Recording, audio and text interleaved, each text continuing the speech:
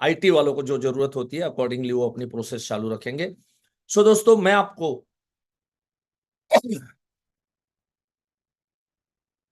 Sorry,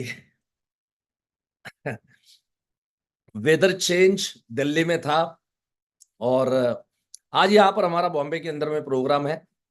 programme already था, मेरा advance course complete करके मैं आप लोगों के बीच में उपस्थित हुआ। कल भी मेरा एडवांस कोर्स है और वो कंप्लीट करके 8 से 10 बजे के बीच में आप लोगों के बीच में उपस्थित रहूंगा मैं। यस, मैं आपको ये कहना चाहता था कि हाँ, थोड़ा इंट्रोडक्शन अगर मेरा ब्रीफिंग में अगर आपको देना चाहूं। So friends, I am also insurance agent. I have taken agency in the year 1998। जो लोग भी नए हैं, जो लोग भी पहली बार यहाँ पर मुझे सुन रहे हैं यूट्यूब पे, अगर सुन के आप यहाँ पर आए हैं तो आपका वंस अगेन आपका स्वागत कर रहा हूँ। सभी का स्वागत है यहाँ पर। बट यूट्यूब से जो लोग आए हैं शायद आप लोगों को पहचान ना हो कि ये व्यक्ति कौन है। सो मैं भी इंश्योरेंस एजेंट रहा हूँ, इंश्योरेंस एजेंट इनफैक्ट हूँ।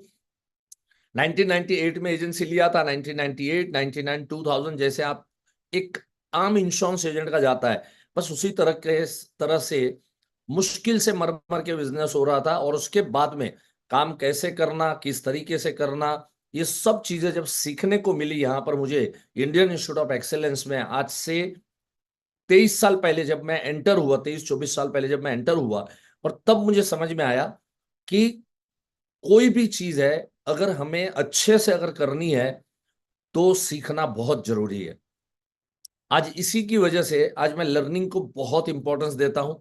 कई बार मेरे सेशनों में कह चुका हूं कि सीखने से तो हवाई जहाज भी उड़ाया जा सकता है और नहीं सीखने से तो साइकिल चलाना भी मुश्किल हो जाता है। दो पहियों की साइकिल भी हम लोग चला नहीं पाते हैं।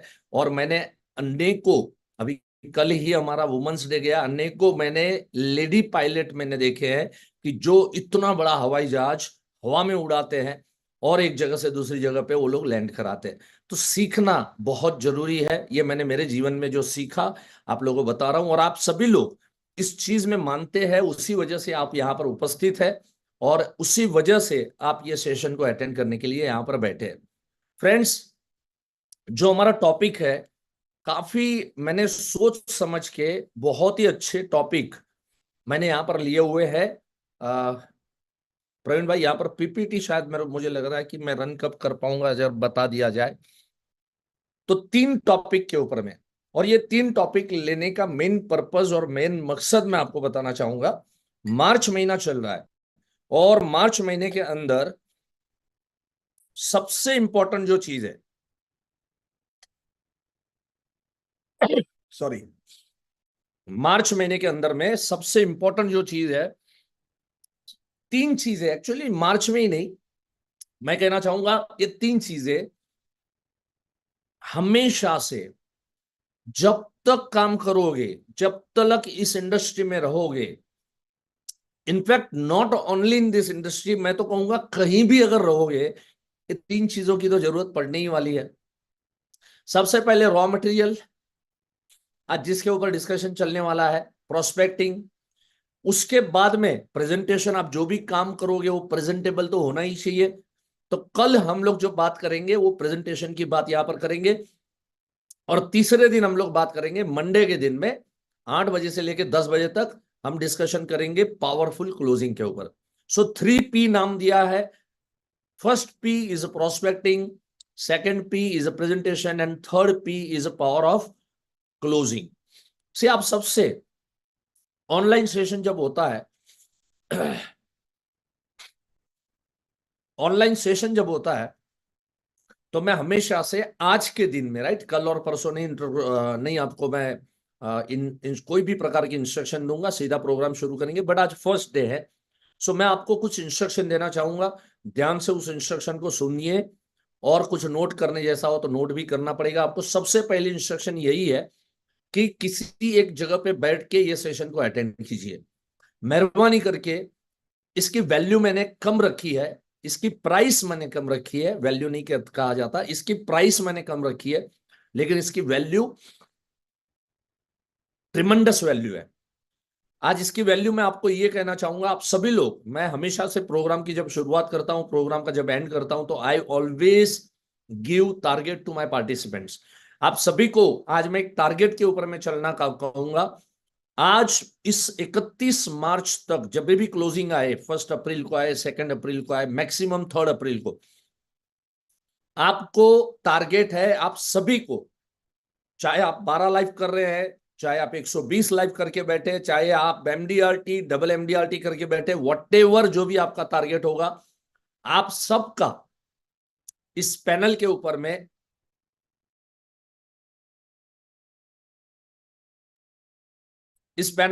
बैठे हुए सभी दोस्तों का मिनिमम टारगेट जो है वो रहेगा 2 लाख रुपया कमीशन।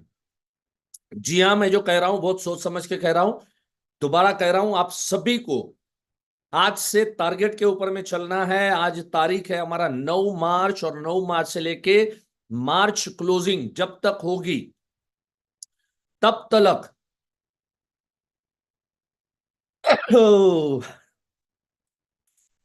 गजब है यार, अब तक तो परफेक्ट चल रहा था।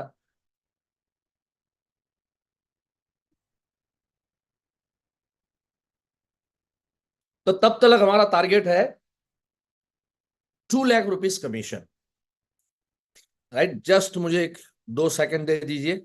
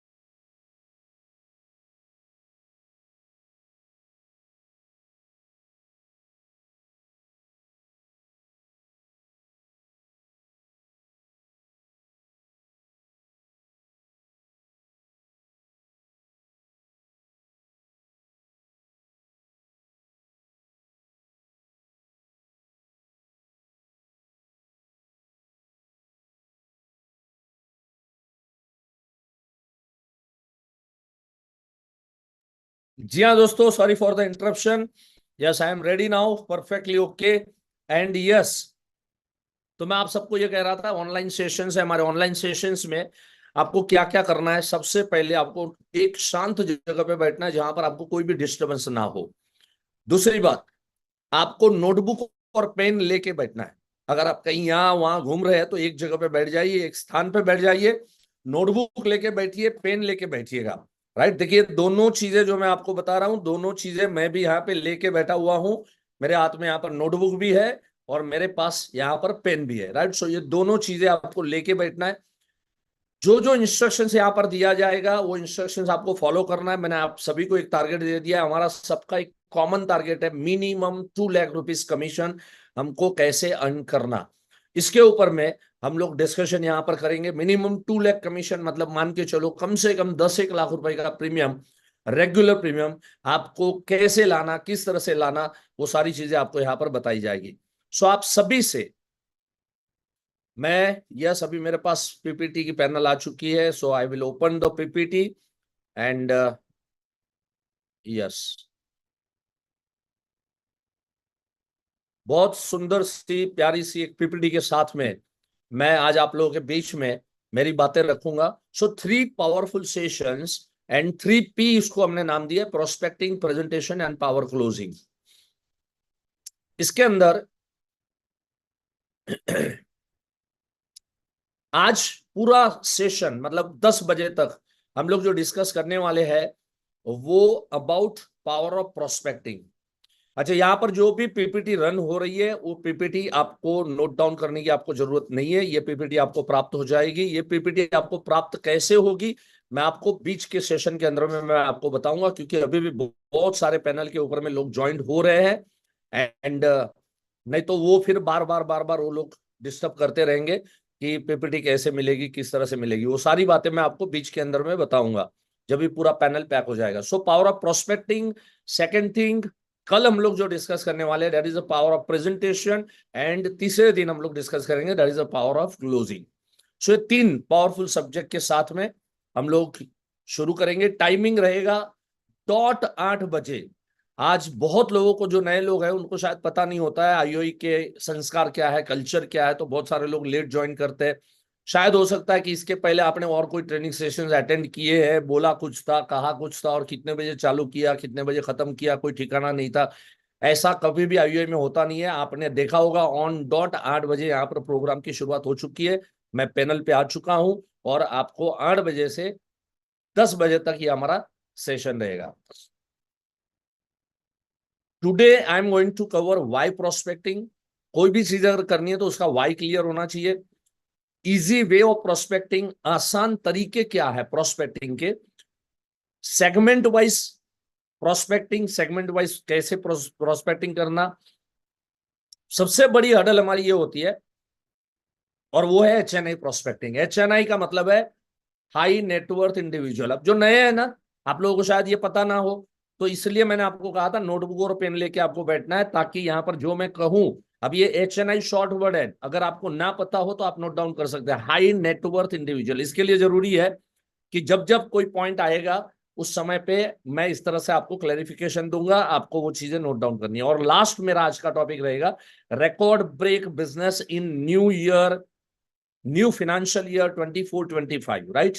लेकिन उससे पहले मैं आपको, वो तो ये 3 सब्जेक्ट से होने ही वाला है, लेकिन अपना इस साल का टारगेट भी, मतलब 23-24 फाइनेंशियल ईयर का टारगेट भी धमाकेदार एंड कैसे हो, क्लोजिंग कैसे हो, उस विषय के ऊपर में भी आज हम लोग डिटेल में चर्चा करेंगे।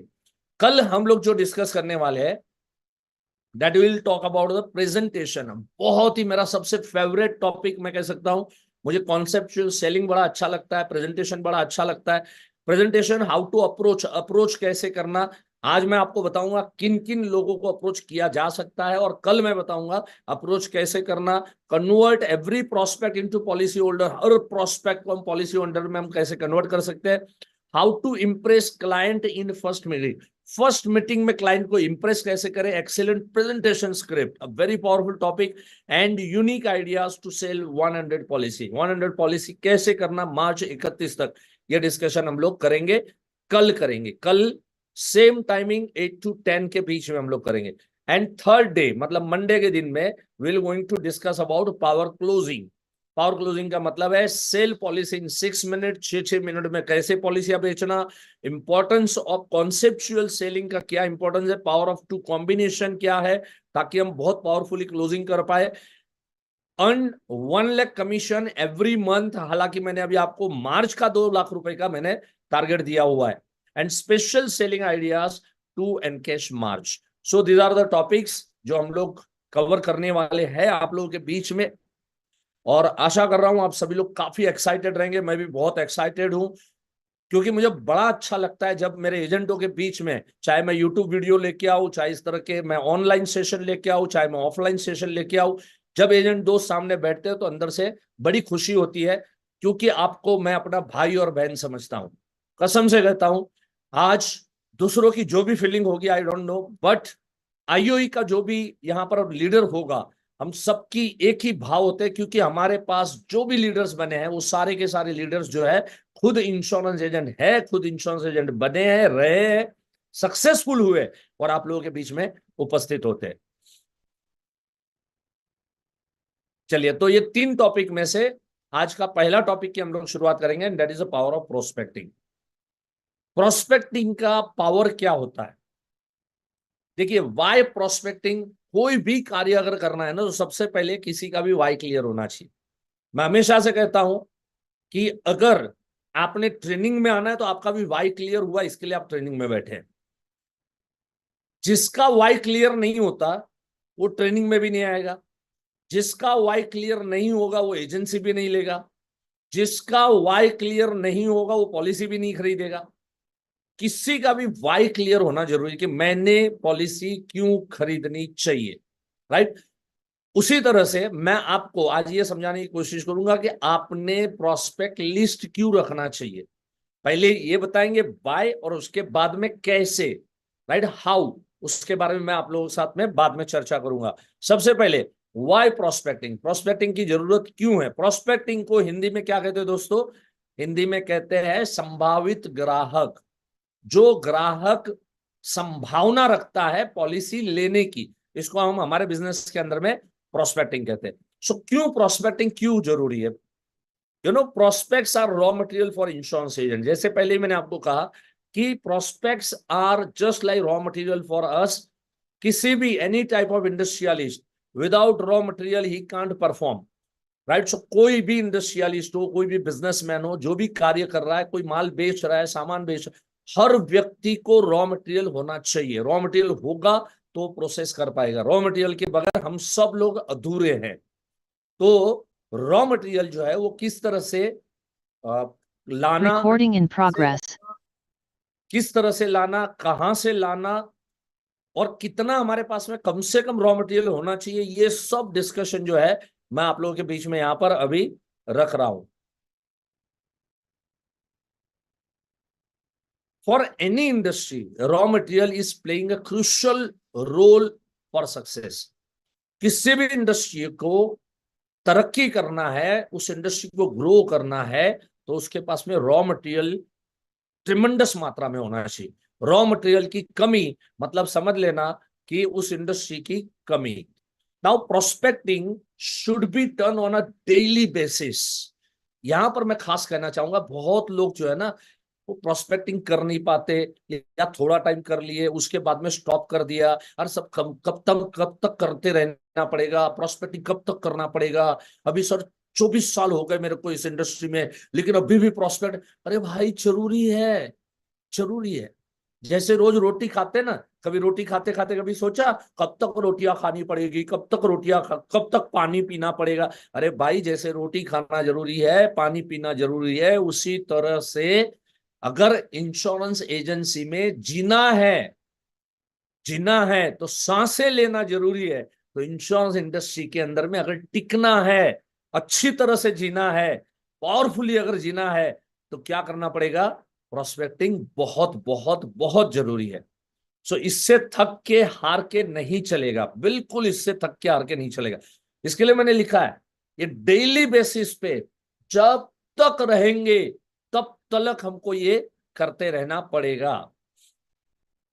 अभी ना कुछ अदा मैंने की ना, उस अदा के ऊपर मुझे एक कवि तो नहीं कह सकते हैं, शायरी कहते हैं ना, राइट? तो एक शायर की मुझे याद आ गई। किशन बिहारी नूर साहब लिखते हैं, किशन बिहारी नूर साहब लिखते हैं कि गम मेरे साथ साथ, गम मेरे साथ साथ बहुत दूर तक चले।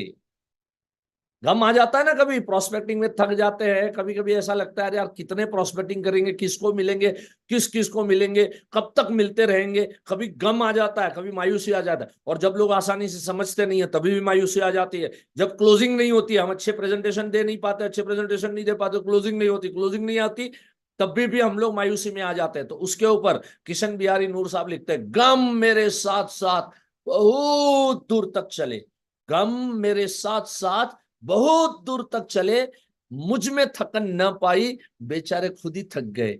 इंश्योरेंस एजेंसी का जो काम है ना दोस्तों, वो काम ऐसा है कि गम को थका देने का काम है।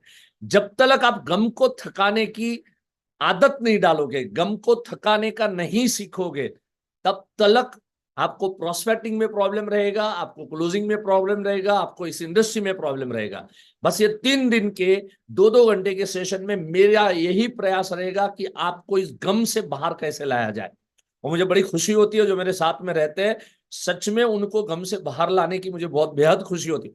आज का मेरा जो एडवांस कोर्स चल रहा था उसमें हमारी एक लेडी पार्टिसिपेंट आगे आई, कुछ शेयर करना चाहती थी, पूरी तरह से नहीं कर पाई क्योंकि उसको वो बोल नहीं पाई। वो सिर्फ इतना बोल पाई कि आज मुकेश सर की वजह से, वो ₹1,00,000 कमीशन अर्न करके आई थी, आज मुकेश सर की वजह से कह के उसके आंखों में आंसू आ गए थे, बोल नहीं पाई। आज सुबह सुबह की मैं घटना आप लोगों के बीच बता रहा हूँ। शायद आज सुबह में जो लोग मेरे साथ थे, 8 घंटा मेरे साथ थे, वो लोग भी इस पैनल के ऊपर में बैठे होंगे और वो गवाही देंगे कि यस मैं सही कह रहा हूँ। आज अनेकों लोग, क्यों ऐसा होता है मालूम है? आज मैं बेसिक कोर्स लेता हूँ, मैं एडवांस कोर्स लेता हूँ, मैं FTS क्लास लेता हूँ, मैं कमिटमेंट क्लास लेता हूँ, मैं अनेकों क्लास में लेता हूँ, कॉन्सेप्ट मास्टर क्लास लेता हूँ। अभी अभी दिल्ली में कॉन्सेप्ट मास्टर लेके आया, इन्वेस्टमेंट पोर्टफोलियो मैनेजमेंट कोर्सेज लेते हैं।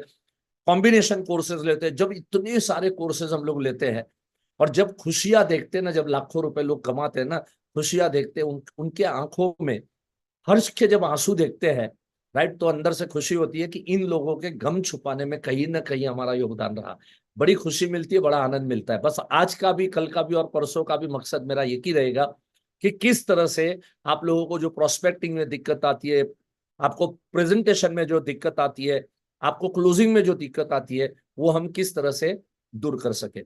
सो prospecting is like a cycle ride. ये जो है ना साइकिल राइड है। देखो प्रोस्पेक्टिंग क्या है मालूम है? प्रोस्पेक्टिंग बोला जाता है ना, प्रोस्पेक्टिंग मतलब कंटिन्यूअस प्रोसेस है ना। ये इसको हम क्या बोलते हैं, कौन सा टेंस है? It's continuous tense. Prospecting, cycling, right, continuous tense है। अच्छा आप मुझे बताओ, अगर साइकिल चलाना है और उससे गिरना नहीं है, राइट, पैर नीचे नहीं रखना है और गिरना नहीं है, कंडीशन क्या है? एक ही कंडीशन है, that is paddling, paddling, paddling, paddling. भले थक जाओ तो थोड़ी स्लो चलाओ, फिर थोड़ी तेज करो, फिर वापस स्लो करो, थोड़ा टाइम जब स्लोप आ रहा है, राइट, तो थोड़ा टाइम रुके रहो। लेकिन जैसे ही स्लो होगी, स्लोप खत्म हो गया, जैसे ही स्लो होगी, क्या करना पड़ेगा? पैडलिंग। पैडलिंग नहीं करोगे तो साइकिल से गिर जाओगे। So just like that, prospecting जो है वो साइकिलिंग का काम करता है। ये ध्यान रखना पड़ेगा कि इससे थक के, इससे हार के काम चलने वाला नहीं है।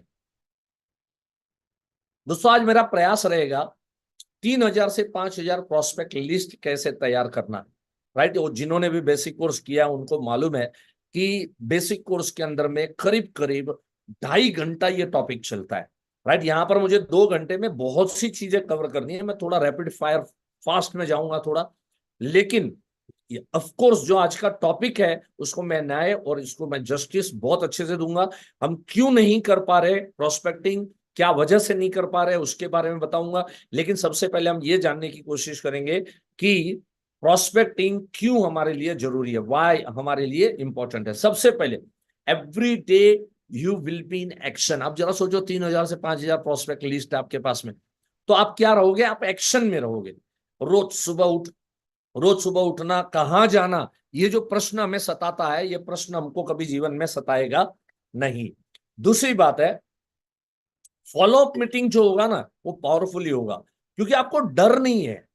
आप समझते हो, अगर आपके पास में प्रोस्पेक्टिंग है ना, तो आपको डर नहीं है, किसी ने मना किया, आपको डर नहीं है। आपने आप मीटिंग में पावरफुली आप बात करोगे।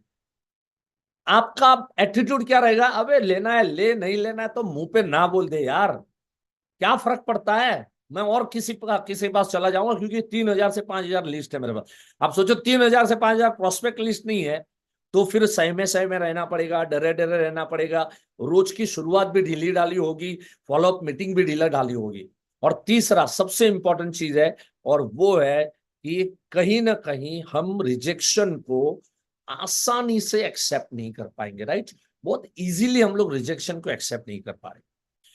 बेसिक कोर्स में ऑलमोस्ट मेरे करीब 750 के आसपास अभी बेसिक कोर्स कंप्लीट होने जा रहे हैं।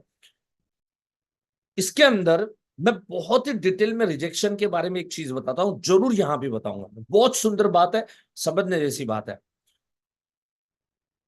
जैसे मेरे घर पे अगर 5 दोस्त आते हैं, तो हमारी वाइफ क्या करेगी? आपके भी घर पे अगर 5 दोस्त चले आए, तो आपकी वाइफ क्या करेगी? 5 गिलास पानी लेके आएगी और सबको बारी बारी करके एक एक गिलास पानी दिया जाएगा। इसका मतलब कोई भी हमारे घर पे अगर आता है तो ग्लास ऑफ वाटर ऑफर करना, ये भारतीय संस्कृति है। क्योंकि भारत जो है ना थोड़ा गर्म प्रदेश है, गर्म प्रदेश होने के नाते जो लोग भी घर पे आते हैं पसीने से लथपथ अगर होके आए हैं, तो ऐसे लोगों को पानी का ग्लास ऑफर करना चाहिए। ये एक भारतीय संस्कृति है। इसका मतलब अगर मेरे द्वार पे कोई भी अगर खड़ा है, तो उसको एक गिलास पानी हमने देना, ये हमारी संस्कृति बन जाती है। बस उसी तरह से अगर हम इंश्योरेंस एजेंट है, तो रोज 3 से 5 लोगों के सामने बैठना, ढूंढना, उनके सामने बैठना, उनको प्रेजेंटेशन देना, ये हमारी हमारी इंश्योरेंस एजेंटों की संस्कृति होनी चाहिए। चाहे वो पानी का ग्लास स्वीकार करे या ना करे। चलो अपनी वाइफ 5 गिलास लेके आएगी, उसमें 2 दोस्त ऐसे होंगे जो पानी का ग्लास को हाथ नहीं लगाएंगे, कभी हम नाराज नहीं होते, कभी हम दुखी नहीं होते।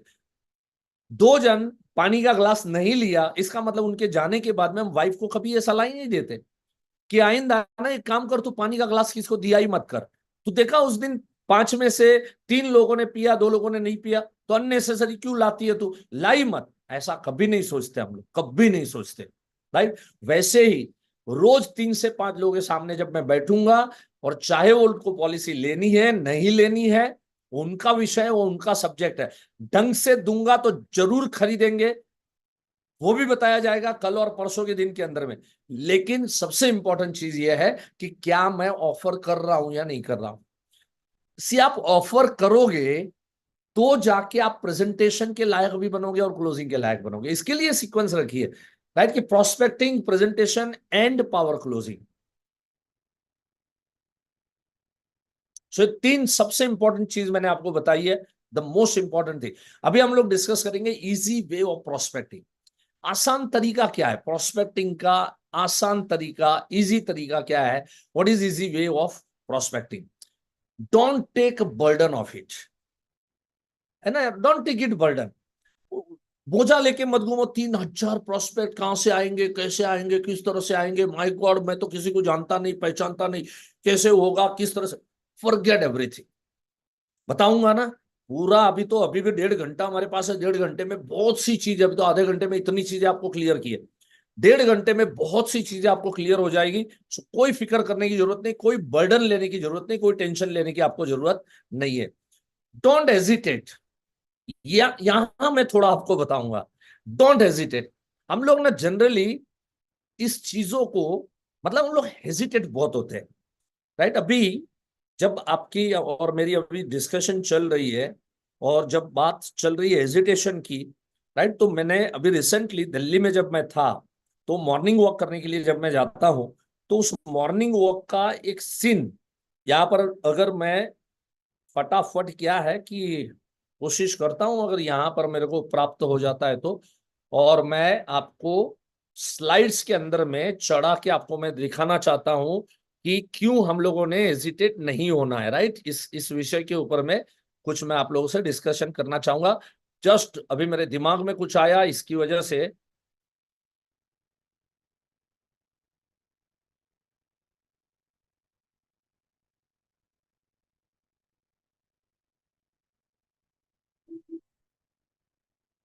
बहुत इंपॉर्टेंट चीज है, इसके लिए थोड़ा इंटरप्शन लेके, लेकिन यस, मेरी बातें आप लोगों के बीच में रख रहा हूं मैं। और मेरी बातें रखते रखते मैं एक दो फोटो मेरे मोबाइल से इसके ऊपर मैं चढ़ाना चाहता हूं, राइट। सो क्या जरूरी है और क्यों जरूरी है। देखिए, मैं आपको एक ही चीज कहूंगा कि किसी भी प्रकार का हम कोई भी कार्य अगर हम कर रहे हैं ना, तो हमें किसी भी कार्य का हेजिटेशन हमें नहीं होना चाहिए। कोई भी कार्य का हमें हेजिटेशन नहीं होना चाहिए। जैसे जो भी कार्य हमें ईश्वर ने दिया है, मेरा यह मानना है कि जो कार्य हमें ईश्वर ने दिया है, वो कार्य करने में कोई बुराई नहीं है। वो कार्य हमने डेफिनेटली करना है, अच्छे से करना है, ईमानदारी से हमने करना है। और यस, जस्ट हो चुका है मेरा काम कंप्लीट। और उसके बाद में आपको एक बहुत इंपॉर्टेंट चीज मुझे आपको दिखानी है।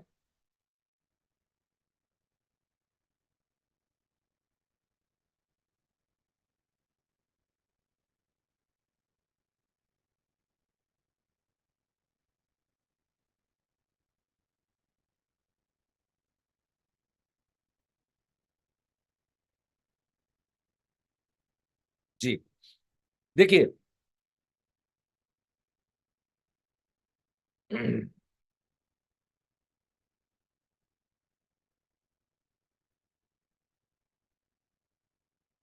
फाइन।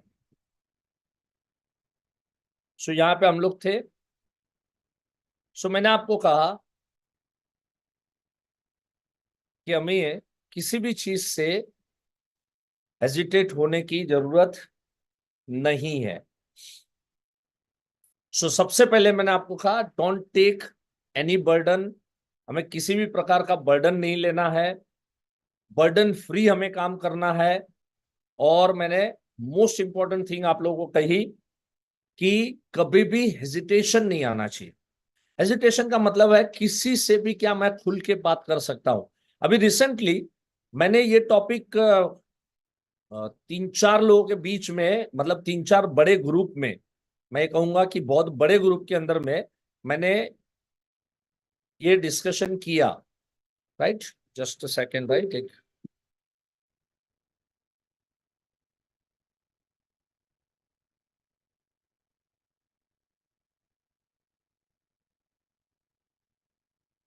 जी, बहुत हैदराबाद में था, आई वॉज इन हैदराबाद, और हैदराबाद के अंदर जब ये डिस्कशन चली,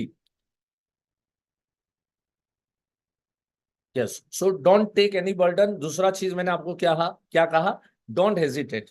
अभी हैदराबाद में जब मेरा सेशन चला, इवन मेरा अहमदाबाद में भी मेरा एक सेशन था हिरेन भाई के साथ में, तो उसमें भी मैंने ये चीज कही थी कि हमारा प्रॉब्लम क्या है मालूम है, हम लोग खुल के लोगों से डिस्कस नहीं करते। और खुल के डिस्कस करने का मतलब क्या है मालूम है, क्या आप, मैं जो जो सवाल पूछूं अपने आप को टटोरना है, अपने आप को पूछना है, क्या मैं सभी से, जिस भी व्यक्ति को मैं मिलूं, उस व्यक्ति से खुल के मैं मेरा इंट्रोडक्शन दे रहा हूं क्या, कि मैं एलआईसी एजेंट या मैं इंश्योरेंस एजेंट फलाना फलाना हूं। क्या हम इस तरह से कभी अपना इंट्रोडक्शन देते हैं क्या? मैं आपको पूछना चाहूंगा, हर डॉक्टर अपने नाम के आगे, समझो कोई डॉक्टर है पंकज त्रिवेदी, तो नाम के आगे क्या लिखता है मालूम है? Doctor dot DR dot Pankaj Trivedi. क्या हम लोग किसी से भी अपना, जब इंट्रोडक्शन होने की बात आ रही है, क्या हम खुल के लोगों से बात करते हैं क्या? जो व्यक्ति मिले उससे हम बात करते हैं क्या? बहुत बार लोगों को लगता है कि हम खुल के बातें करते हैं, लेकिन मैंने पाया है कि हम लोग हेजिटेट तो होते ही हैं, मानो या ना मानो। अभी एक रिसेंटली मैंने मेरे लाइफ का एक किस्सा कहा, काफी जगह पे मैं अभी जहां जहां सेशन लिया वहां पर मैंने कहा कि मैं अभी विस्तारा एयरलाइन से, कुछ एक आध साल पहले की घटना है, जब मैं विस्तारा एयरलाइन से मैं आ रहा था, दिल्ली से बॉम्बे का मेरा फ्लाइट था। मैं आयल सीट पे बैठा था, मतलब कॉर्नर सीट पे, विंडो सीट पे एक यंग आदमी बैठा हुआ था, बीच में एक सीट खाली थी। उसकी उम्र रही होगी 30-32 साल की। खाना आया। अब विस्तारा एयरलाइन के अंदर में फिक्स फूड देते हैं, वो फूड की मात्रा जो है किसी भी यंग व्यक्ति को कम पड़े उतनी होती है। तो जैसे ही फूड पैकेट मुझे लाके दिया, मैंने अपना खाना शुरू किया, वो यंग आदमी ने, उसने भी खाना खाना शुरू किया। मैं थोड़ा स्लो खाता हूं, अभी ये सब चीजें जरूरी होती है, सब सुनते जाते हैं, तो काफी अभी स्लो हो गया हूं। मैं पहले बहुत फास्ट खाता था, मैं भी 30-32 साल का, 33 साल का था तभी। वो फटाफट खा लिया, और खा लेने के बाद में उसने क्या किया, बेल दबाया।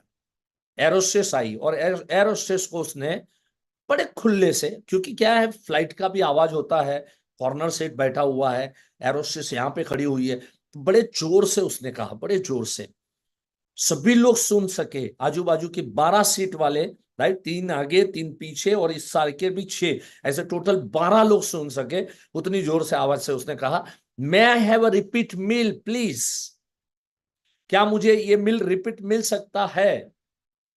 और you know, I was shocked. मेरे को शौक इसलिए क्योंकि देखो, अभी तो 56 एज चल रहा है, तो अभी के हिसाब से कम खाना खाता हूं, सब बराबर है। लेकिन मैं भी पिछले 20-22 साल से हवाई सफर कर रहा हूं बॉस। मैं भी 30-32-33 साल का था तब से मैंने हवाई सफर शुरू किया है। आज तक 4,000-5,000 बार फ्लाइट में उड़ चुका हूं मैं। तो मैंने नोटिस किया, मैं यंग था, कई बार मुझे खाना मिलता था, उस समय मुझे भी कम पड़ता था, लेकिन कभी मुझे हिम्मत नहीं हुई इस तरह से एरोस्टेस को बुलाने की और इस तरह से रिपीट मिल मांगने की। मेरे लिए वो आदमी गुरु बना। हेजिटेशन, हम जो बोलते हैं ना, हेजिटेशन हर जगह आता है। अच्छा जरा बताओ, आप मन के अंदर में सोचो, आप होते तो क्या कर पाते? क्या क्या हेजिटेशन होता है? कौन सी सोच हमें बोलने नहीं देती है? सोच नंबर वन, एक ही मिल देने का होगा, रूल होगा, प्रिंसिपल होगा। क्योंकि अगर 280 लोग सफर कर रहे हैं और 280 लोग अगर रिपीट मिल मांगेंगे तो लोग कहां से लाएंगे? किचन तो है नहीं कि चलो यहां पर बना बना के दे दिया। तो ये तो ग्राउंड से सब पैकेट उठते हैं। तो इसका मतलब हवा में अभी सडनली दो लोग, सब लोग दो दो मांगे, कहां से मांगे? नहीं होगा, व्यवस्था ही नहीं होगा। एयरलाइन कंपनी का प्रिंसिपल होगा कि कोई रिपीट फूड मांगे मना कर दे, खुद ही धार लेना, खुद ही धार लेना। दूसरा क्या सोचेंगे मालूम है? चलो पूछने के लिए पूछ दूंगा, लेकिन अगर एयर होस्टेस ने मना कर दिया तो मेरा रिजेक्शन होगा। अगर लोगों के सामने मना कर दिया तो बेइज्जती होगी। एक तो रिजेक्शन, ऊपर से बेइज्जती। कितने मन में सवाल आएंगे। दूसरी बात, चलो उसने लाके दे भी दिया तो बाकी के 11 लोग क्या सोचेंगे? ये बाकी के 11 लोग सोचेंगे कहां से खद्दड़ कहीं के आ जाते, भुक्खड़ कहीं के कहां एयरलाइन के अंदर में घुस जाते, डबल डबल खाना चाहिए इनको। ये 11 लोग मेरे बारे में क्या सोचेंगे? सच बोलो, कसम से बोलो, अगर ये सब चीजें हो रही है तो समझ लो आप हेजिटेट हो रहे हो। आप आसान तरीके से लोगों से खुल के चर्चा नहीं करो। मेरे साथ ये हो रहा है बॉस। मैं सीखता हूं, मैं सोचता हूं। उस दिन मैंने कसम खाई, क्या कसम खाई? आज के बाद मुझे जो चाहिए वो मैं मांग के रहूंगा, चाहे मुझे मिले चाहे मुझे न मिले, चाहे प्राप्त हो चाहे मुझे प्राप्त ना हो। ऐसे खुल के अगर जियोगे ना बॉस, तो ही मजा आएगा, तो ही प्रोस्पेक्टिंग कर पाओगे। और जो लोग ये सब बहुत सोचते हैं ना, वो लोग मैं देखता हूं ज्यादा अच्छे से प्रोस्पेक्टिंग नहीं कर पाते। अब मैं आपको जो कुछ कहना चाहता हूं, कुछ दिखाना चाहता हूं दोस्तों, बहुत इंपॉर्टेंट चीज है। 2 दिन पहले जब मैं दिल्ली में था, तो उस समय पे क्या हुआ मालूम है? वॉक करते करते, जो लोग दिल्ली से होंगे उनको मालूम होगा, ये पूसा यूनिवर्सिटी का रोड है। और वॉक करते करते मैंने देखा ये भाई साहब रोड क्लीनिंग कर रहे हैं, रोड की सफाई कर रहे हैं। सबसे पहले तो देखो, 2-3 वजह से मैं दिखा रहा हूं। सबसे पहली वजह यह है कि इनका पहरवेश देखो आप, इनका ड्रेसिंग देखो आप। शर्ट खुला भी रख सकते थे, बेल्ट नहीं पहन सकते थे, राइट, शूज पहने हुए नहीं हो सकते थे, लेकिन इनका पहरवेश देखो। बढ़िया सा जींस पहना हुआ है, बेल्ट लगाया हुआ है, फर्स्ट क्लास इन मारा हुआ है, हाथ में झाड़ू है, बड़े। और जब मैं 3 दिन रुका, तीनों दिन ये भाई साहब को मैंने देखा, इतना प्यार से अपना काम कर रहे थे, इतनी खुशी से अपना काम कर रहे थे। गाने गाते गाते ये आदमी काम कर रहा था। You should enjoy your working boss. आज मुझे ऐसा लगा पहले ये व्यक्ति का मैं फोटो हाइड करूं क्या, किसी का फोटो दिखाना अच्छा नहीं, लेकिन मुझे लगा मैं बहुत अच्छी तारीफ कर रहा हूं, इस व्यक्ति को मैं सैल्यूट कर रहा हूं कि कितना अच्छे से ये व्यक्ति अपना काम किए जा रहा है। अगर इसको काम करने में शर्म नहीं है तो मुझे इसका फोटो दिखाने में किस चीज की शर्म होनी चाहिए, और क्यों शर्म होनी चाहिए जब मैं उनकी अच्छी बात कर रहा हूं। बड़े प्यार से ये अपनी रोड की साफ सफाई कर रहे थे, बड़े प्यार से, बहुत अच्छे से रोड की सफाई कर रहे थे। अगर बॉस इनको रोड की सफाई करने में इनको हेजिटेशन नहीं है, हमें किस चीज का हेजिटेशन है? हमें किस वजह से किसी से बात करने में?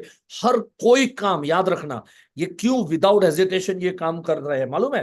बिकॉज ये समझते हैं कि चोर चक्के तो नहीं है ना, कोई बुरा काम तो नहीं कर रहे हैं ना, ऊपर से रोड साफ सुथरे रख रहे हैं, मेरे देश को साफ सुथरा रख रहा हूं मैं, इसको मैं क्लीन कर रहा हूं मैं। बड़े गर्व के साथ ये कर रहे हैं। हमें भी बड़े गर्व के साथ लोगों से चर्चा करनी है, बड़े गर्व से लोगों के खुल खुल के बात करो। क्या सर आपको इंश्योरेंस की जरूरत है क्या? क्या आपको पॉलिसी की जरूरत है क्या? मैं life insurance corporation of India से मैं कनेक्टेड हूं, या जिस भी कंपनी से आप कनेक्टेड, मैं इस कंपनी से कनेक्टेड हूं, और ये रहा मेरा कार्ड। और सर आपका कार्ड भी मुझे दीजिए। हमेशा याद रखना, कार्ड जब आप किसी को दे रहे हो और अब उसका कार्ड आप नहीं ले रहे हो तो इसका कोई मतलब नहीं। अगर कोई आपको कहे नहीं मैं मेरा कार्ड नहीं दूंगा, तो मैं उससे ना कार्ड वापस ले लेता हूं, सॉरी सर गलती हो गई, मेरा कार्ड मेरे को वापस दे दीजिए। बेहिचक बोलो आप, कोई शर्म नहीं, किस चीज की शर्म। अगर इस तरह से विदाउट हेजिटेशन अगर हम काम कर सके, तो मुझे ऐसा लग रहा है कि ये लाइन में आप बहुत कुछ कर सकते हो, बहुत कुछ, right. Be conscious about prospecting. Prospecting के लिए बड़े कॉन्शियस रहो, रोज करना है, रेगुलर करना है, एवरी डे करना है, डू इट एवरीवेयर, जहां भी जाओ वहां पर प्रोस्पेक्टिंग करो। कहीं शादी ब्याह में गए हो, प्रोस्पेक्टिंग करो, किसी की पार्टी में गए हो, प्रोस्पेक्टिंग करो, कहीं घूमने फिरने गए हो, प्रोस्पेक्टिंग करो। मुझे आज भी याद है, हमारा एक पार्टिसिपेंट दिल्ली का, अली उसका नाम है, और काफी अच्छा यंग लड़का और बहुत अच्छा काम कर रहा था। हमारे बगाई साहब जो है ना, वो डेवलपमेंट ऑफिसर, तो इतना क्लैरिटी उसको आ गया था, अली को इतना क्लैरिटी आ गया था। उसकी शादी हुई, पहले तो शादी से पहले एमडीआरटी कर दिया, एकदम यंग लड़का, लेकिन एमडीआरटी करने लगा, तरक्की करने लगा, खूब पैसे कमाने लगा, आईओई से कनेक्ट हुआ। उनके डेवलपमेंट ऑफिसर बगाई साहब, उनको बगाई साहब खुद अपनी गाड़ी के अंदर में चार चार पांच पांच एजेंटों को लेके आते थे, बेसिक कोर्स में छोड़ते थे। उनको मालूम है बेसिक कोर्स से क्या होता है, किस तरह से होता है, किस तरह से ये सब ताले दिल के दिमाग के खोले जाते हैं, ये सब चीजें मालूम है। तो कई ऐसे रिस्पेक्टेड डेवलपमेंट ऑफिसर है, सीनियर बिजनेस एसोसिएट है, सीएलआई एजेंट दोस्त है, वो एजेंटों को सामने से लेके आते हैं, उनको मालूम है कि यहां पर कितनी क्लैरिटी होती है। तो जब भी वो अली आया, उसके बाद सक्सेसफुल हो गया, एमडीआरटी हो गया, उसके बाद उसकी शादी हुई। अब तब तक उसने सारे कोर्सेज कर दिए थे, बेसिक तो न जाने उसने 4 5 6 बार उसने किया हुआ था, एडवांस भी 2 3 बार कर चुका था, बहुत सारे कोर्सेज रिपीट रिपीट कर रहा था वो।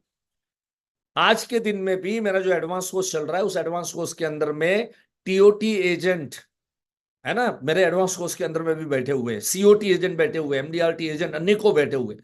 आज मेरा ऑलमोस्ट 75 लोगों का बैच है, आज और कल दोनों दिन है, कल भी वो बैच मेरा होने वाला है। तो अली का शादी हुआ, वो हनीमून के लिए शिमला गया।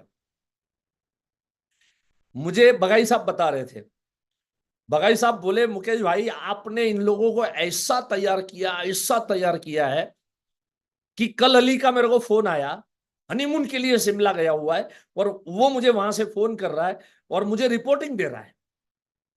बोले सर मैंने 25 दिल्ली वाले लोगों का रेफरेंस लिया, 25। बोले कैसे लिया? सर जो होटल का मैनेजर है ना, 3 स्टार होटल में रुका हूं सर, जिस होटल का मैनेजर है, वो मैनेजर से दोस्ती कर ली, वो मैनेजर ने पूरा रजिस्टर खुला करके दे दिया। तो मैंने रजिस्टर की फोटो खींच ली है, और उसमें सर कम से कम 25 लोग ऐसे हैं जिनका नाम, एड्रेस, मोबाइल नंबर लिखा हुआ है, और मैं दिल्ली आके इन लोगों को अप्रोच करूंगा। तो हमारे बगाई साहब हंसते हुए मजाक में कह रहे भाई तू जिस चीज के लिए गया है उसमें भी थोड़ा फोकस कर, बिजनेस अपनी जगह पे है, लेकिन तो हनीमून के लिए गया है। बोले नहीं सर वो तो चल ही रहा है, लेकिन साथ साथ में कभी अपने बिजनेस को भूलो मत, जहां भी जाओ, जिस भी तरह जाओ, प्रोस्पेक्टिंग प्रोस्पेक्टिंग प्रोस्पेक्टिंग, ये आपका रॉ मटेरियल, ये आपका खजाना है। ढूंढने की कोशिश करो कि मैं कहां से मैं प्रोस्पेक्टिंग ले सकता हूं। So do it everywhere, take best utilization of time, when appointment get cancel. See हम इंश्योरेंस एजेंट है, तो डेफिनेटली ये आप सबके साथ कभी ना कभी होता होगा कि आप किसी पार्टी के पास गए, उसको मिलने के लिए गए, और पार्टी ने आपको कह दिया कि आज मुकेश नहीं मेरे पास पॉसिबल है, और या तो फिर आना है तो 2 घंटे के बाद में। कभी कभी ऐसा हो जाता है। देखो मेरा एक उदाहरण आपको बताता हूं, मैं अंधेरी गया हुआ था। अंधेरी हमारे मुंबई में जहां पर मैं रहता हूं, वहां से करीब 12 15 किलोमीटर डिस्टेंस पे है। अंधेरी में मेरा एक अपॉइंटमेंट था, किसी ऑफिस में अपॉइंटमेंट था। जब मैं वहां पहुंचा तो उसकी सेक्रेटरी ने मुझे कहा कि आपको 1 घंटा वेट करना पड़ेगा, सर बाहर गए हैं, और सर ने कहा 1 घंटे में लौट के आएंगे, आप जरूर आइए, सर आपसे बात करना चाहते हैं, सर इंटरेस्टेड है आपसे मिलने के लिए। मैंने सोचा 1 घंटे का मेरे पास समय है, वो 1 घंटे के अंदर में मैं घर पे जाऊं तो 15 किलोमीटर, मुंबई के अंदर में 15 किलोमीटर काटना मतलब कम से कम 1 घंटा तो उसमें ही चला जाए। मेरी ब्रांच भी 15 किलोमीटर इस तरफ, तो वहां भी जाना पॉसिबल नहीं था। क्या किया जा सकता है? मैंने क्या किया मालूम है दोस्तों? मैंने उस ऑफिस से बाहर निकल के उस सड़क के ऊपर जितने भी नाम थे, होर्डिंग्स थे, मोबाइल नंबर लिखे हुए थे, Pinkesh classes, Pinkesh sir mobile number, Mamta beauty parlour, Mamta, उनका मोबाइल नंबर, ऐसे जितने भी नंबर मेरे को वहां से मिले वो सारे नंबर मैंने नोटबुक के अंदर में नोट डाउन किए। 1 घंटे में लगभग 56 नंबर्स लेके मैं 1 घंटे में वापस उस ऑफिस में पहुंचा। ऐसा अनेकों समय आपको मिलता है, वो टाइम का यूटिलाइजेशन करना बहुत जरूरी है, तब जाके प्रोस्पेक्टिंग हो पाएगा। इसको मैं मानता हूं, इसको खुल के प्रोस्पेक्टिंग करना हम लोग कहते हैं। देखो इस किस्से को मैंने पर्टिकुलरली मैंने नोटिस किया। क्या नोटिस किया? कि मैंने 1 घंटा निकाला तो मैंने इस 1 घंटे का क्या यूटिलाइजेशन किया, 56 नंबर आए, उसका मैंने क्या किया, उसका एक मॉनिटरिंग रखना पड़ेगा। और दोस्तों मॉनिटरिंग ये बताता है कि मैं उस हफ्ते में, 1 हफ्ते में, क्योंकि नाम और नंबर लेके आया, अब उस हफ्ते में मैंने उन 56 लोगों को ही टारगेट किया। So out of 56 I got 26 appointment in that particular week. एक वीक में 26 अपॉइंटमेंट उसी इलाके में मेरे को मिले। आउट ऑफ दैट 26 अपॉइंटमेंट, ध्यान से सुनना, रेशियो भी चेक करना, 56 लोगों के नंबर में से 26 अपॉइंटमेंट जनरेट हुए इमीडिएटली, राइट? वो भी टेक्निकली बोलना पड़ेगा, वो मैं कल बताऊंगा, कैसे बोलना, प्रेजेंटेशन कैसे देना पावरफुली, है ना, किस तरह से अट्रैक्ट करना, ये सब चीजें कल के दिन के अंदर में आएगा। तो मैंने 26 मीटिंग किया। चलो जो 30 लोगों का मीटिंग नहीं हो पाया, बाद में लेटर ऑन हुआ होगा वो अलग से, लेकिन ये 26 लोगों के साथ क्या हुआ, उस हफ्ते में 26 लोगों से मीटिंग करके 7 केस मेरे को इमीडिएटली मिले, 7 केस मेरे को इमीडिएटली मिले। इसका मतलब rejection is also part of life, right? 26 में से 7 लोगों ने लिया, इसका मतलब 19 लोगों ने मुझे रिजेक्ट किया, जबकि मैं तब तक एक्सपर्ट बना हुआ था, मास्टर बना हुआ था, सारे कोर्सेस कर चुका था, मैं एमडीआरटी कर रहा था, ब्रांच में टॉप नंबर पे काम कर रहा था। ये सब होने के बावजूद भी ये रेशियो निकल के आता है। So it's part of life, ये चलते ही रहेगा, ऑनगोइंग प्रोसेस है। इससे थक के, इससे हार के नहीं चलेगा। लेकिन वो 7 लोगों ने मिलके मेरे को 5 लाख रुपए का प्रीमियम दिया था। वो इंपॉर्टेंट है ना मेरे भाई, कि 7 लोगों ने 5 लाख रुपए का मेरे को प्रीमियम दिया। 1 हफ्ते की मैं बात कर रहा हूं, सिर्फ 1 हफ्ते का एनालिसिस कर रहा हूं। कौन सा? वो 1 घंटा जो मैंने यूटिलाइज किया, जो वेस्ट जाने वाला था, वो 1 घंटा शायद मैं ऑफिस में बैठा रह सकता था। ऑफिस में, उस ऑफिस में सामने मैगजीन्स पड़े हुए थे, वो मैगजीन्स पढ़ सकता था, न्यूज़पेपर पड़ा हुआ था वो पढ़ सकता था, मोबाइल हाथ में था तो मोबाइल ले सक, नो डाउट तभी का मोबाइल ये अभी वाला एप्लीकेशन वाला नहीं था, बट मैं कोई भी टाइम पास कर सकता था।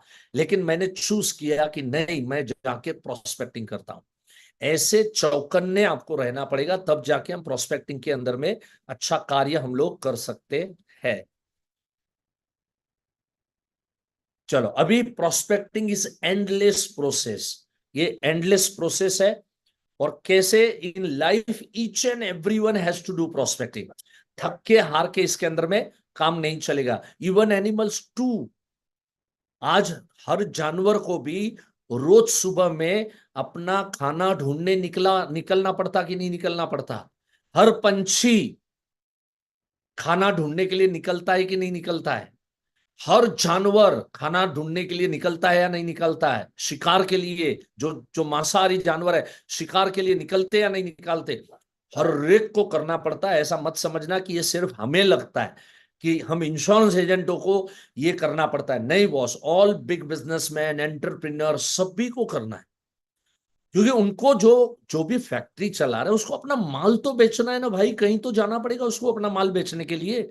अगर आपको माल बेचने में हिचकिचाहट हो रही है, राइट, तो मेरी बात ध्यान से सुनना। पैसे कमाने के 2 ही रास्ते हैं मेरे यारो, सिर्फ 2 रास्ते। नंबर 1, कहीं नौकरी कर लो। और जहां भी नौकरी करोगे, तुम्हारा बॉस क्या करेगा? तुम्हारा बॉस तो माल बेच रहा है। यस और नो?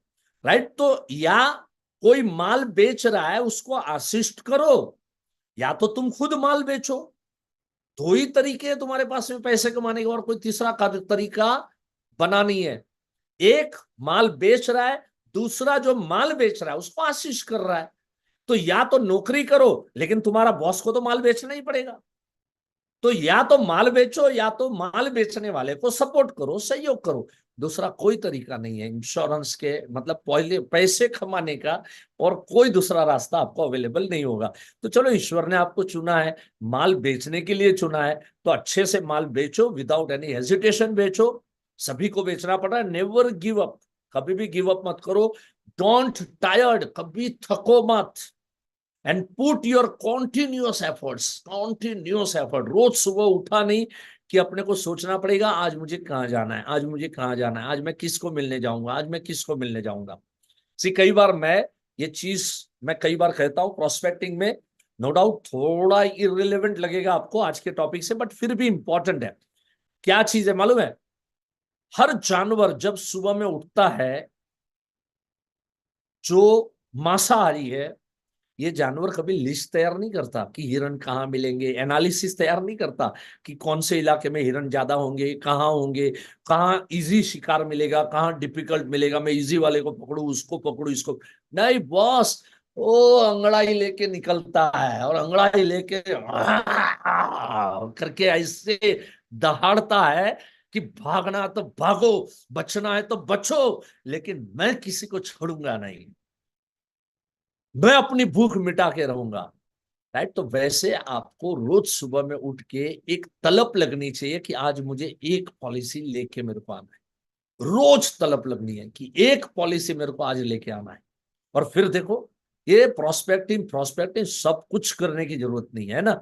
मैंने पहले ही कहा था थोड़ा सब्जेक्ट से इररिलेवेंट है, बट यस, सबके अपने अपने तौर तरीके, आप आपके तरीके से आप ये काम कर सकते हो। मेरा तो तरीका है कि मैं हर तरीके के लोगों को समझाने की कोशिश करूं कि आपको क्यों करना चाहिए। So why we should do prospecting. देखिए, बहुत सुंदर पोस्ट ये मुझे किसी ने भेजा था। जिनको भी हिचकिचाहट हो रहा है, जो भी हो रहा है, मिलते ही रहिए। किसी से मिलकर होने वाले लाभ का अनुमान मिलने से पहले आप लगा ही नहीं सकते कि वो लेगा नहीं लेगा, कराएगा नहीं कराएगा, सोचते रहते हैं हम लोग, कभी नहीं चलेगा। किसी से मिलकर होने वाले लाभ का अनुमान मिलने से पहले आप लगा ही नहीं सकते। जब भी किसी से मिलने का मौका मिले, तुरंत मिलिए। मिलना एक संभावना को जन्म देता है। न मिलने से आप वहीं रहेंगे जो आप अभी है, आप आगे नहीं बढ़ सकते। मिलते रहने से बदलाव की उम्मीद के दरवाजे खुल जाते। जरूरी नहीं कि हमेशा पॉलिसी मिले, लेकिन उम्मीद के दरवाजे तो तब खुलेंगे ना जब आप मिलोगे। बहुत सुंदर बात लास्ट में लिखी है, इससे प्रभु का आशीर्वाद ही मानिए कि आपको किसी से मिलने का मौका दे रहा है। बिरला जी कभी भी अकेले भोजन नहीं किया करते थे। खाने की मेज पर उनके कोई न कोई मित्र अथवा मेहमान हमेशा साथ रहते थे। जब मित्र के साथ बैठे हैं, संभावना पैदा करो। जब मेहमान बैठे हैं, संभावना पैदा करो। जब कोई दोस्त बैठा है, संभावना पैदा करो। बस मिलते ही रहो, मिलते ही रहो, मिलते ही रहो, यही एक प्रोसेस है। फ्लाइट में जेट एयरवेज जब चल रही थी, उस समय उन्होंने एक वायरलेस स्ट्रीमिंग सर्विस उन्होंने शुरू की थी। तो उसके ऊपर उन्होंने इस एड को लिखा था। देखो क्या लिखा है, बड़ा इंटरेस्टिंग चीज है, ध्यान से पढ़ो। 0.2% 0.2% travellers engage in conversation with their fellow passenger. खाली 0.2%, मतलब 1,000 पैसेंजर में से खाली 2 पैसेंजर ऐसे होते हैं जो बगल वाले पैसेंजर से बात करते हैं। खाली 2,000 में से 2। 0.2% travelers engage in conversation with their fellow passenger. Here is a free wireless streaming service for the rest of you. बाकी के 998 लोगों के लिए, हमको मालूम है ये बोर हो रहे हैं, ये कंटाल जाते हैं, ये नींद में चले जाते हैं, कोई प्रोडक्टिव काम नहीं करते, तो लो भाई, स्ट्रीमिंग सर्विस दिया है, लो इसमें देखो, पिक्चर देखो, टाइम पास करो।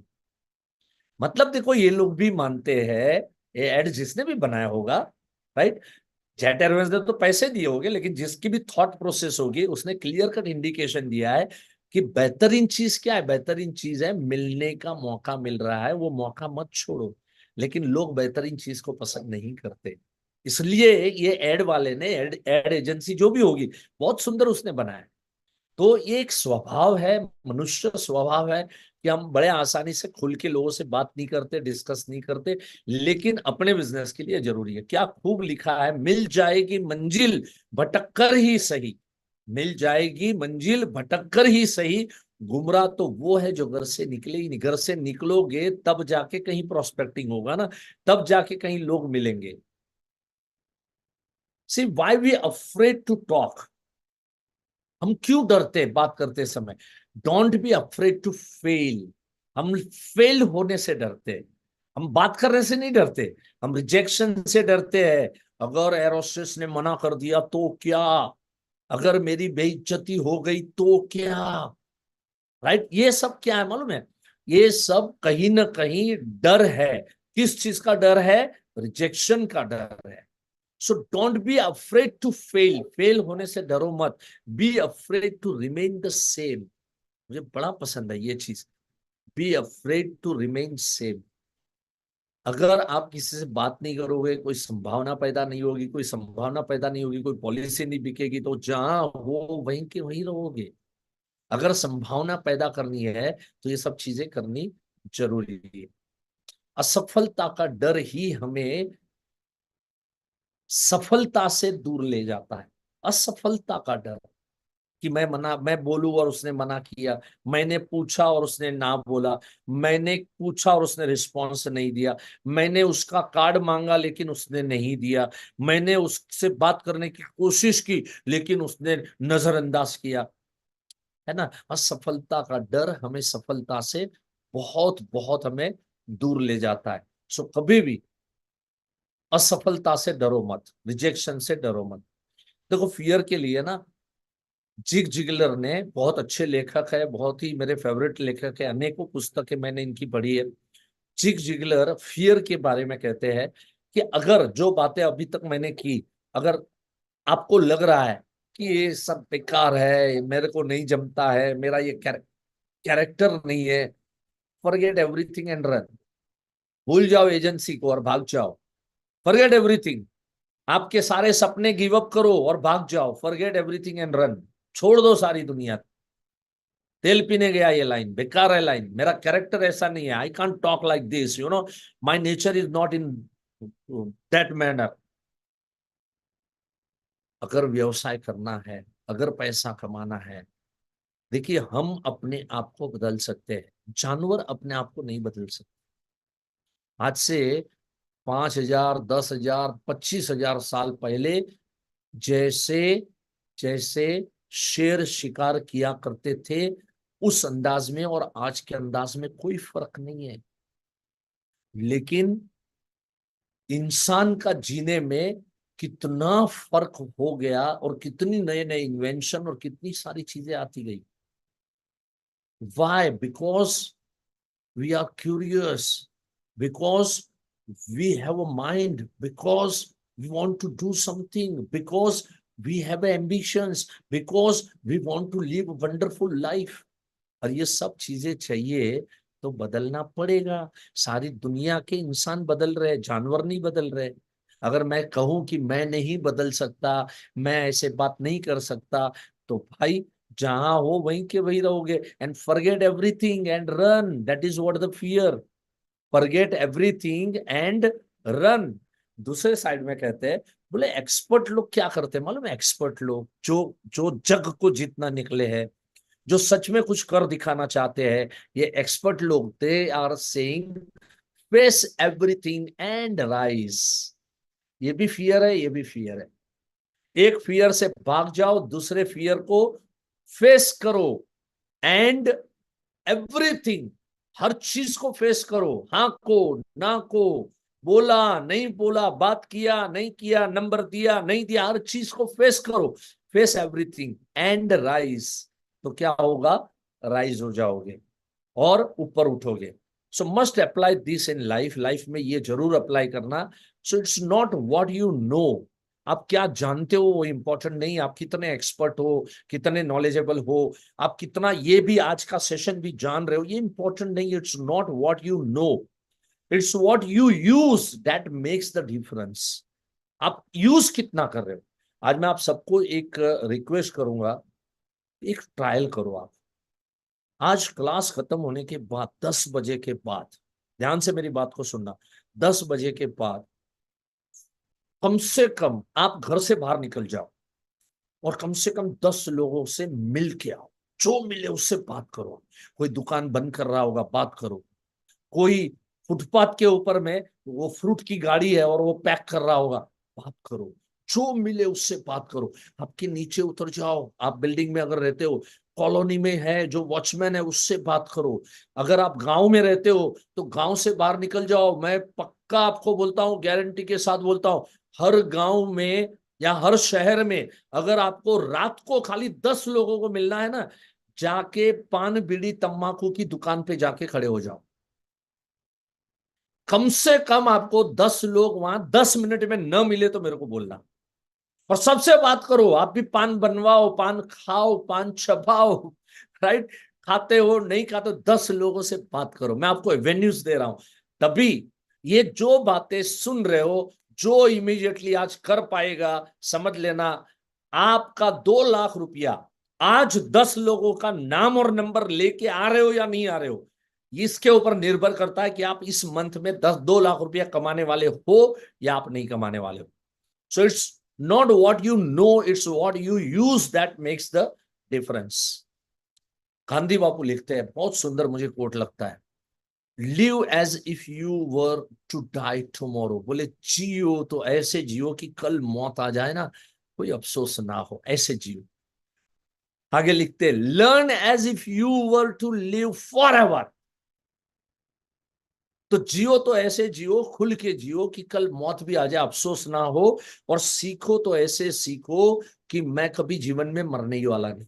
अब मरने ही वाला नहीं हूं तो अपडेट होना पड़ेगा, अपग्रेड होना पड़ेगा, सीखते रहना पड़ेगा, सीखते रहना पड़ेगा। कभी मुझे मौत आने ही वाला नहीं है, तो मुझे नए जमाने के साथ कदम से कदम मिला के मेरे को चलते रहना पड़ेगा। बहुत सुंदर बात लिखी है, राइट। ये सब चीजें अप्लाई करना है। से अनुभव एक अच्छा स्कूल है, लेकिन फीस अधिक है। 2 चीजों से सीखा जा सकता है। एक है जो आप इस पैनल से सीख रहे हैं, ट्रेनिंग से सीख रहे हैं, मेरे साथ ऑनलाइन ऑफलाइन में सीख रहे हैं, राइट। जो लोग भी ऑफलाइन में बेसिक कोर्स किए उनको मालूम है कितनी कितनी चीजें 3 दिन, जैसे अभी 2 घंटा आपसे बात कर रहा हूं ना, वहां मैं दिन का 8 घंटा, सिर्फ 1 घंटा लंच का छोड़ देना, बाकी 8 हुआ, एक्चुअली 9 घंटा ही लेता हूं मैं, उसमें एक लंच का 1 घंटा छोड़ दो तो भी 8 घंटा हो गया। 3 दिन में 24 घंटे की लर्निंग देता हूं मैं, 24 आवर्स की लर्निंग। और ये 24 घंटे की जो लर्निंग जो आदमी को ओपन करती है, जो खुलते हो आप लोग, अगर ये 2 घंटे में ये चीजें पसंद आ रही है ना, जब भी मौका मिले, जहां मौका मिले, आपको आके मेरे सामने बैठना होगा और ये सब चीजें सीखनी होगी। बहाने नहीं चलेंगे कि मैं गांव में रहता हूं, मैं इधर रहता हूं, मैं उधर रहता हूं। अरे लोग सीखने वाले लोग कहीं से भी सीखते हैं। सो अनुभव एक अच्छा स्कूल है, या तो अनुभव से सीखो, लेकिन उसकी फीस बहुत है।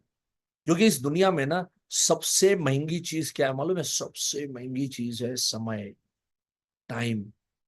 और वो अनुभव में हाथ से निकल जाता है। अब जो चीजें 10 साल में अनुभव से सीख पाओगे, वो चीज अगर मैं 3 दिन में आपको 24 घंटे के अंदर में सिखा दूं तो कैसा रहेगा? तो क्या महंगा है मुझे बताओ? कोर्स की फीस महंगी है या अनुभव महंगा है? अनुभव बहुत महंगा है। हमारा जीवन का सबसे कीमती चीज जो है वो खो देता है। चलो, हाउ टू डू प्रोस्पेक्टिंग। अभी मैंने वाई क्लियर किया, अभी मैं हाउ के ऊपर आ रहा हूं, राइट। देखिए, परफेक्टली 2 घंटा अपना बात चल रहा है। एक में हाउ क्लियर, वाई क्लियर किया, अब मैं हाउ के ऊपर कैसे करेंगे, किस तरह से करेंगे। सी मोर देन 3000 का एक लक्ष्य रखो।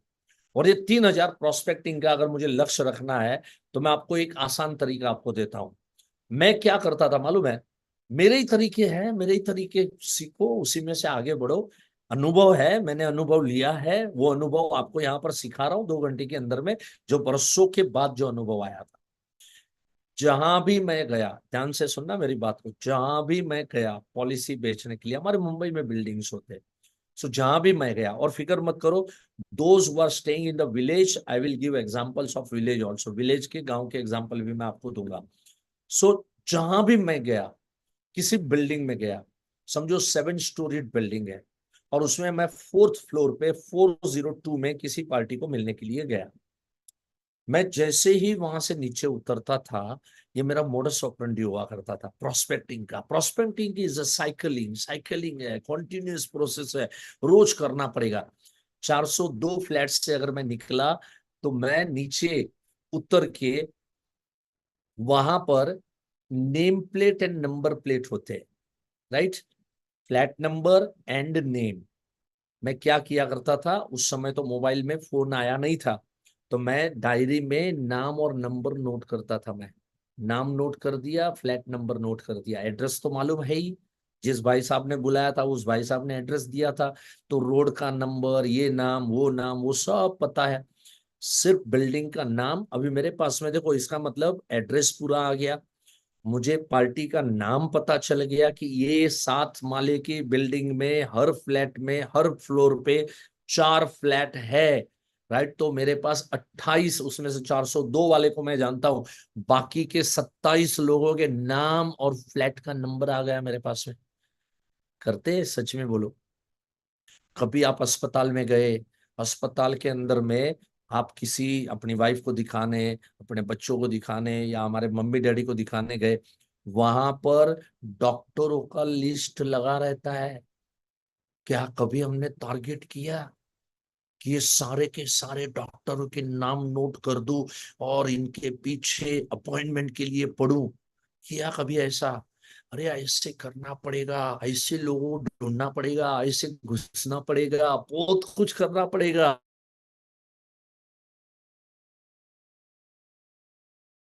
कल तो मजा ही मजा, मैं बताने वाला, बात करना किस तरह से, किस अंदाज में काम करना, राइट। आज तो मैं हिम्मत दे रहा हूं कि क्या किया जा सकता है।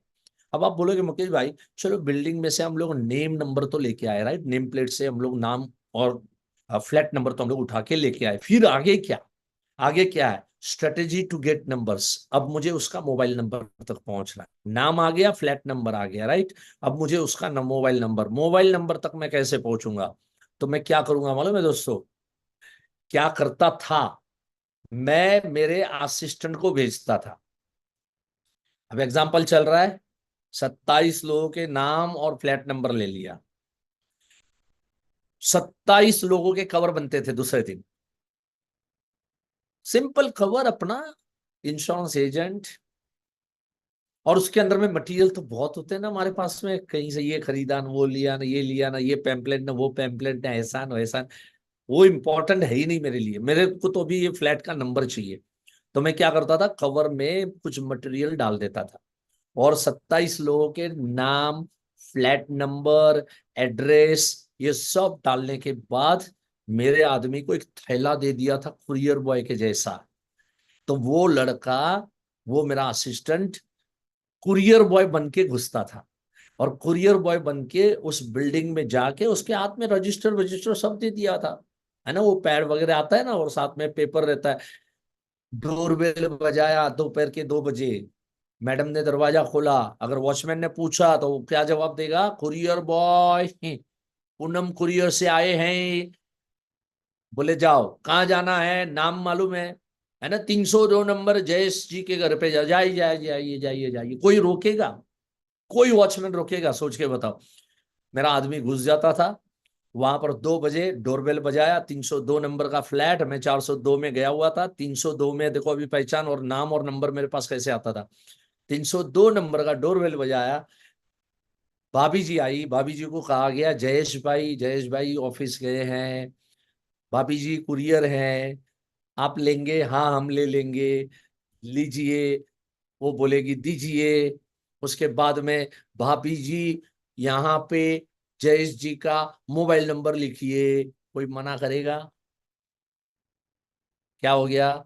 27 लोगों के मोबाइल नंबर आपके जेब में आए कि नहीं आए बॉस? है ना। अब कल कल बताऊंगा मैं कैसे इनसे बात करना, कैसे इसकी शुरुआत करना, ये सब चीजें सीखेंगे। 3 टॉपिक इसीलिए मैंने बैक टू बैक रखे। सो सेंड योर असिस्टेंट, आपके असिस्टेंट को भेजो। और you can do it from courier, या तो कुरियर से भी कर सकते हो। आप बोलोगे हमारे पास असिस्टेंट नहीं है, ठीक है ना, कुरियर। अरे बॉस, एक नाम मोबाइल नंबर लेने के लिए अगर हमें कहीं 15, 20, 25 रुपया खर्च करना पड़े, करो, लेकिन उसका नाम और मोबाइल नंबर तो आ जाएगा, उसके बाद में आप बातचीत उसके साथ कर सकते हो। So these are the things boss, ऐसी बहुत सी चीजें हैं कि हम ये कर सकते हैं। चलो, if you are from rural belt, मुझे मालूम है यहाँ पर इस पैनल के ऊपर में काफी सारे लोग रूरल बेल्ट के होंगे, बोलेंगे सर हमारे यहाँ तो बिल्डिंग है ही नहीं। आप बिल्डिंग की बात कर ली, चलो अच्छी बात है, लेकिन सर हम क्या करें, हम गाँव के अंदर में काम कैसे करें? चलो भाई, रूरल बेल्ट वालों के लिए भी मैंने लिखा है, फिक्स डे और डेट्स फॉर द विलेजेस। आप अलग अलग, कम से कम आप 8 से 10 विलेज को टारगेट करना चाहिए। 8 से 10 विलेज आपके आपके कब्जे में होने चाहिए। और इसके लिए डे या डेट फिक्स करके रखो कि सोमवार का दिन मतलब ये वाला और ये वाला, ये 2 बगल के विलेज को मैं जाऊंगा, मंगलवार को मैं ये 2 विलेज, बुधवार को ये विलेज, सुबह के स्लॉट में ये वाला विलेज, शाम के स्लॉट में ये वाला विलेज। ऐसा डिसीजन लेना पड़ता है और ऐसे काम करना पड़ता है। आप लोगों को देखो इस तरह से नाम नंबर कैसे मिलेंगे? Even some of the agents regularly visit big cities. आज बहुत सारे रूरल बेल्ट के एजेंटों को मैं देखता हूं कि वो लोग बड़ी बड़ी शहरों के अंदर में महीने में फिक्स करते हैं कि मैं महीने में 5 दिन मुंबई चला जाऊंगा। आज अनेकों राजस्थान के एजेंट या गुजरात के एजेंट मुंबई में आते हैं, व्यापार करते हैं, बिजनेस उठाते हैं, क्योंकि उनके गांव वालों का बहुत बड़ा सर्कल है। आज गांव के अंदर में लोग कमाने के लिए कहाँ गए? राजस्थान के गांव वाले कहाँ गए? दिल्ली में कोई गए हैं, कोई जाए मुंबई में, कोई हैदराबाद में, कोई बेंगलोर में, कोई चेन्नई में। आज हमारे एक एजेंट दोस्त है नरेश भाई करके, सीओटी कर रहा है ये भाई साहब, और वो कहता है मेरा 90% बिजनेस चेन्नई से। सोचने वाली बात है। बोले हमारे मारवाड़ी समाज के, हमारे गांव वहां पर बसे हुए चेन्नई में, सबके रेफरेंस लेता हूं। हर महीने 4 दिन, एवरी मंथ 4 दिन मैं मेरे राजस्थान से फ्लाइट पकड़ता हूं, चेन्नई जाता हूं, और 4 दिन वहां रुक के 12 लाख, 8 लाख, 7 लाख ऐसा प्रीमियम उठा के मैं लेके आता हूं। एंड कसम से बोलता हूं, ही is working just for 4 days, खाली 4 ही दिन वो आदमी काम कर रहा है। लेकिन डबल एमडीआरटी कर लेता है, सीओटी कर लेता है। और ये agent as on today also, मैं उसको कह कह के थक गया, भाई तू जॉब छोड़, as on today also he is working in college.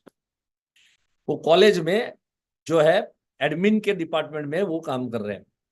लेकिन बोलते हैं सर क्या है, मेरा छुट्टियां होती है तो सैटरडे संडे तो छुट्टी होती है, तो मैं क्या करता हूं कि फ्राइडे, सैटरडे, संडे ऐसे में चला जाता हूँ।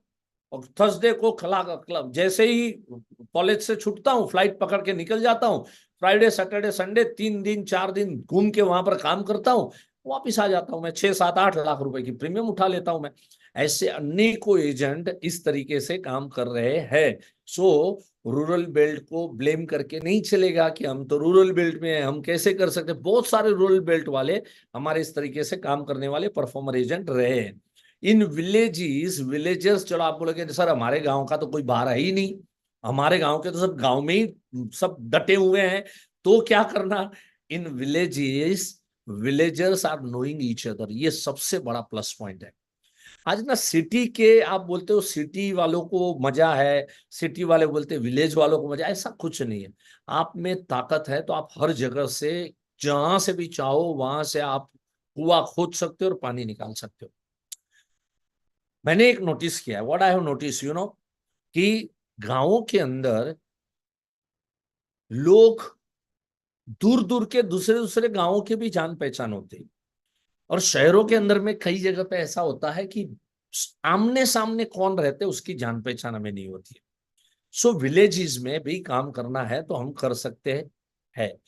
Even many agents are frequently do the meetings in farm houses.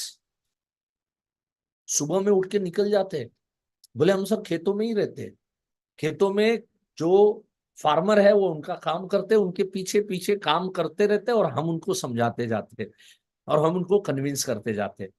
Right. सो हर जगह किया जा सकता है, हर जगह पे प्रोस्पेक्टिंग पॉसिबल है। चलो अभी हम अगले टॉपिक की ओर जाते हैं, दैट इज प्रोस्पेक्टिंग सेगमेंटेशन। सिर्फ प्रोस्पेक्टिंग हम कर रहे हैं, मैं बहुत लोगों को देखता हूं, ये मैंने बहुत सोच समझ के कुछ टॉपिक्स मैंने दिए कि सेगमेंट वाइज मेरे पास में प्रोस्पेक्टिंग होना बहुत जरूरी है। मैंने बहुत लोग देखे बस एक ही सेगमेंट पकड़ के बैठे हुए हैं, और फिर बाद में बोलते हैं सर अभी थक गए हैं, अभी पता नहीं है, लोग सुनते नहीं है, मानते नहीं है, ऐसा है वैसा है।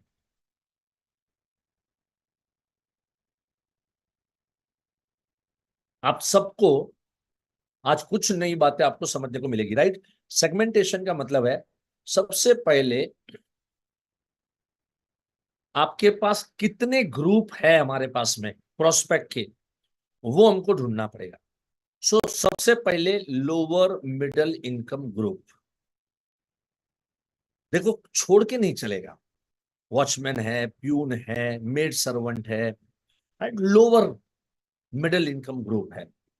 उसके बाद में है मिडिल इनकम ग्रुप, ये लोअर से थोड़े ऊपर लेवल के, सर्विस क्लास है, कहीं ऑफिस में जाते हैं, राइट, प्राइवेट जॉब कर रहे हैं बट ठीक ठाक कमा लेते हैं। दूसरा मिडिल इनकम ग्रुप है। तीसरा है अपर मिडिल इनकम ग्रुप। आज डे बाय डे देखो ये ग्रुप बढ़ते जा रहे हैं, अपर मिडिल इनकम ग्रुप भी आपको अनेकों मिलेंगे। और चौथा है दैट इज रिच क्लास, ये ये पैसे वाले का ग्रुप है। और पांचवा है that is super rich class group, एकदम क्रीमी ग्रुप। एक्चुअली रिच भी क्रीमी है, सुपर रिच भी क्रीमी है।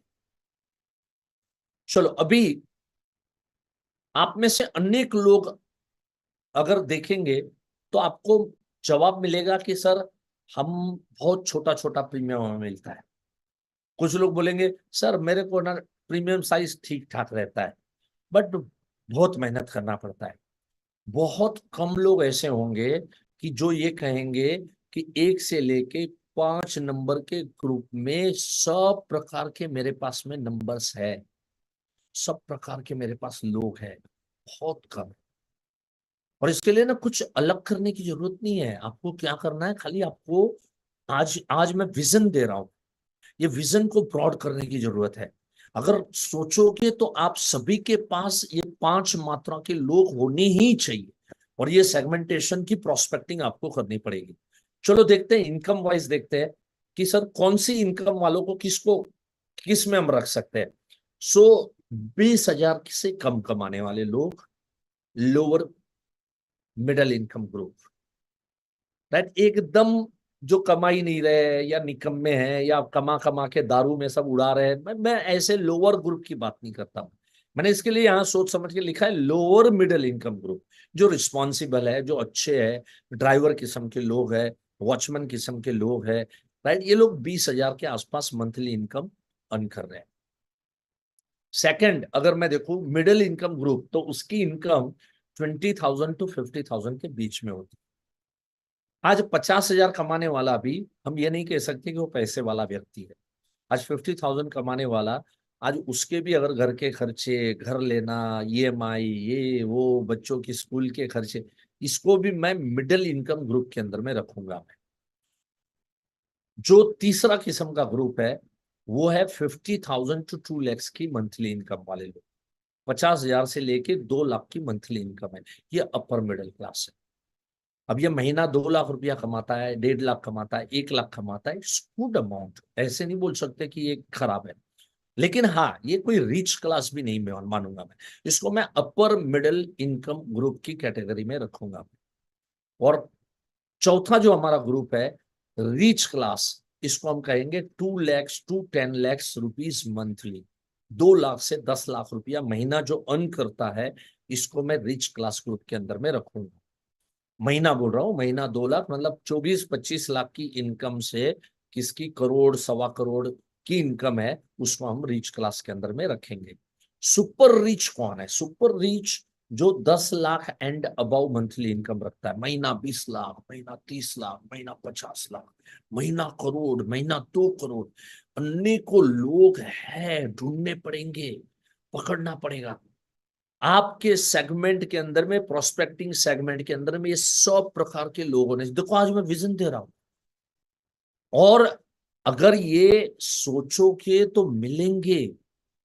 अगर सोचोगे ना, आज तक मुझे, मैं कसम से बोलता हूं, यहां पर इस पैनल के ऊपर में लगभग 5,000 के करीब दोस्त बैठे हैं, 90% लोगों ने ये सोचा नहीं हो जो आज मैं यहां पर आपको दिखा रहा हूं। बस एक ही ग्रुप में रगड़े जा रहे, रगड़े जा रहे, रगड़े जा रहे। अरे भाई थोड़ा सोचो तो सही, संपर्क में तो आते ही है, लेकिन या तो हम कहीं हिचकिचा रहे थे, कहीं हेजिटेशन आ रहा था, कभी डर लग रहा था मैं बोल पाऊंगा नहीं बोल पाऊंगा। अभी भी होगा कि मुकेश भाई ऐसे बड़े बड़े HNI अभी है ना, इसके बाद मेरा नेक्स्ट टॉपिक उसी के ऊपर में, अभी आधा घंटा हम लोग डिस्कस, HNI को भी हम कैसे काम करें, किस तरह से वो जो हेजिटेशन है वो भी हम कैसे दूर करें। लेकिन एक तैयारी रखो कि मुझे इस 5 इनकम ग्रुप वालों को मेरे को टच करना है, और इनकम की मैंने साइज भी रफली मैंने आप लोगों को बता दी। इसको हम कहेंगे प्रोस्पेक्टिंग सेगमेंटेशन। यहां पर मैं एक चीज बताऊंगा कि मेरा जो टेलीग्राम चैनल है, आप उसको सब्सक्राइब कर लेना। आज टेलीग्राम चैनल में ये पीपीटी में रखूंगा, मैंने बोला था ना कि मैं बीच में बताऊंगा आपको, ताकि ज्यादा से ज्यादा लोग पैनल के ऊपर में चढ़ गए हैं। अभी काफी सारे लोग अभी जो है पैनल के ऊपर में उपस्थित है। तो आप सब लोगों से, अगर आपको ये पीपीटी प्राप्त करनी है तो मेरे टेलीग्राम चैनल, जैसे व्हाट्सएप होता है वैसे टेलीग्राम होता है, सो इस पे अगर आप जाओगे, और टेलीग्राम में मैं क्या क्या इसमें डालता हूं, देखो अभी रिसेंटली जो लोग मेरे ग्रुप में है, तो मैंने ये पोस्ट डाली थी, और जैसी आई ना, जिस दिन पैसा दिया गया हमारी फाइनेंस मिनिस्टर को, जब हमारे चेयरमैन साहब ने जब पैसा दिया, उसी समय पे सिद्धार्था मोहंती ने जब पैसे दिए, उसी समय पे चेक दिया, उसी समय मैंने पोस्ट डाला। मतलब आपको ऐसे अपडेट्स मिलेंगे अगर आप मेरे इस ग्रुप में जुड़े हुए हैं तो। ऑलमोस्ट 6,800 लोग मेरे ग्रुप में जुड़े हुए हैं। रेगुलर बेसिस पे कोई भी नया, कोई भी चीज आता है, वो चीज मैं इसके ऊपर में चढ़ाता हूं। आपको क्या करना है, टेलीग्राम ओपन करना, उसके ऊपर @मुकेश जोशी आपको लिखना है, राइट। और देखिए यहां पर जब मैं टेलीग्राम की बात करूं, मैं यूट्यूब की बात करूं, हमारे सारे लीडर के चैनल है, और सभी लीडर्स ऐसा अपडेशन आपको रेगुलर बेसिस पे देते रहते हैं। सारे लीडर में हमारे दीपक भाई है, हमारे पारस भाई है, हमारे हिरेन भाई है, हमारे हनुमान भाई और मैं हूं, राइट। सो @मुकेश जोशी अगर आप लिखोगे तो टेलीग्राम में ये चैनल होगा, और ये चैनल में जब जाओगे @मुकेश जोशी, तो आपको इस तरह की ये फोटो दिखेगी, और इसको जब क्लिक करोगे तो ये ओपन होगा, और ये ओपन होगा तो नीचे, क्योंकि मैं ज्वाइन हूं इसके लिए ज्वाइन नहीं लिखा, यहां लिखा होगा कि क्या आप ज्वाइन करना चाहते हैं क्या, बस उधर क्लिक करना है। तो वहां पर आपको ये पीपीटी मिलेगी, जो पीपीटी मैं अभी 10 बजे से लेके 11 बजे तक मैं रखूंगा, और 11 बजे पीपीटी उड़ा लूंगा मैं।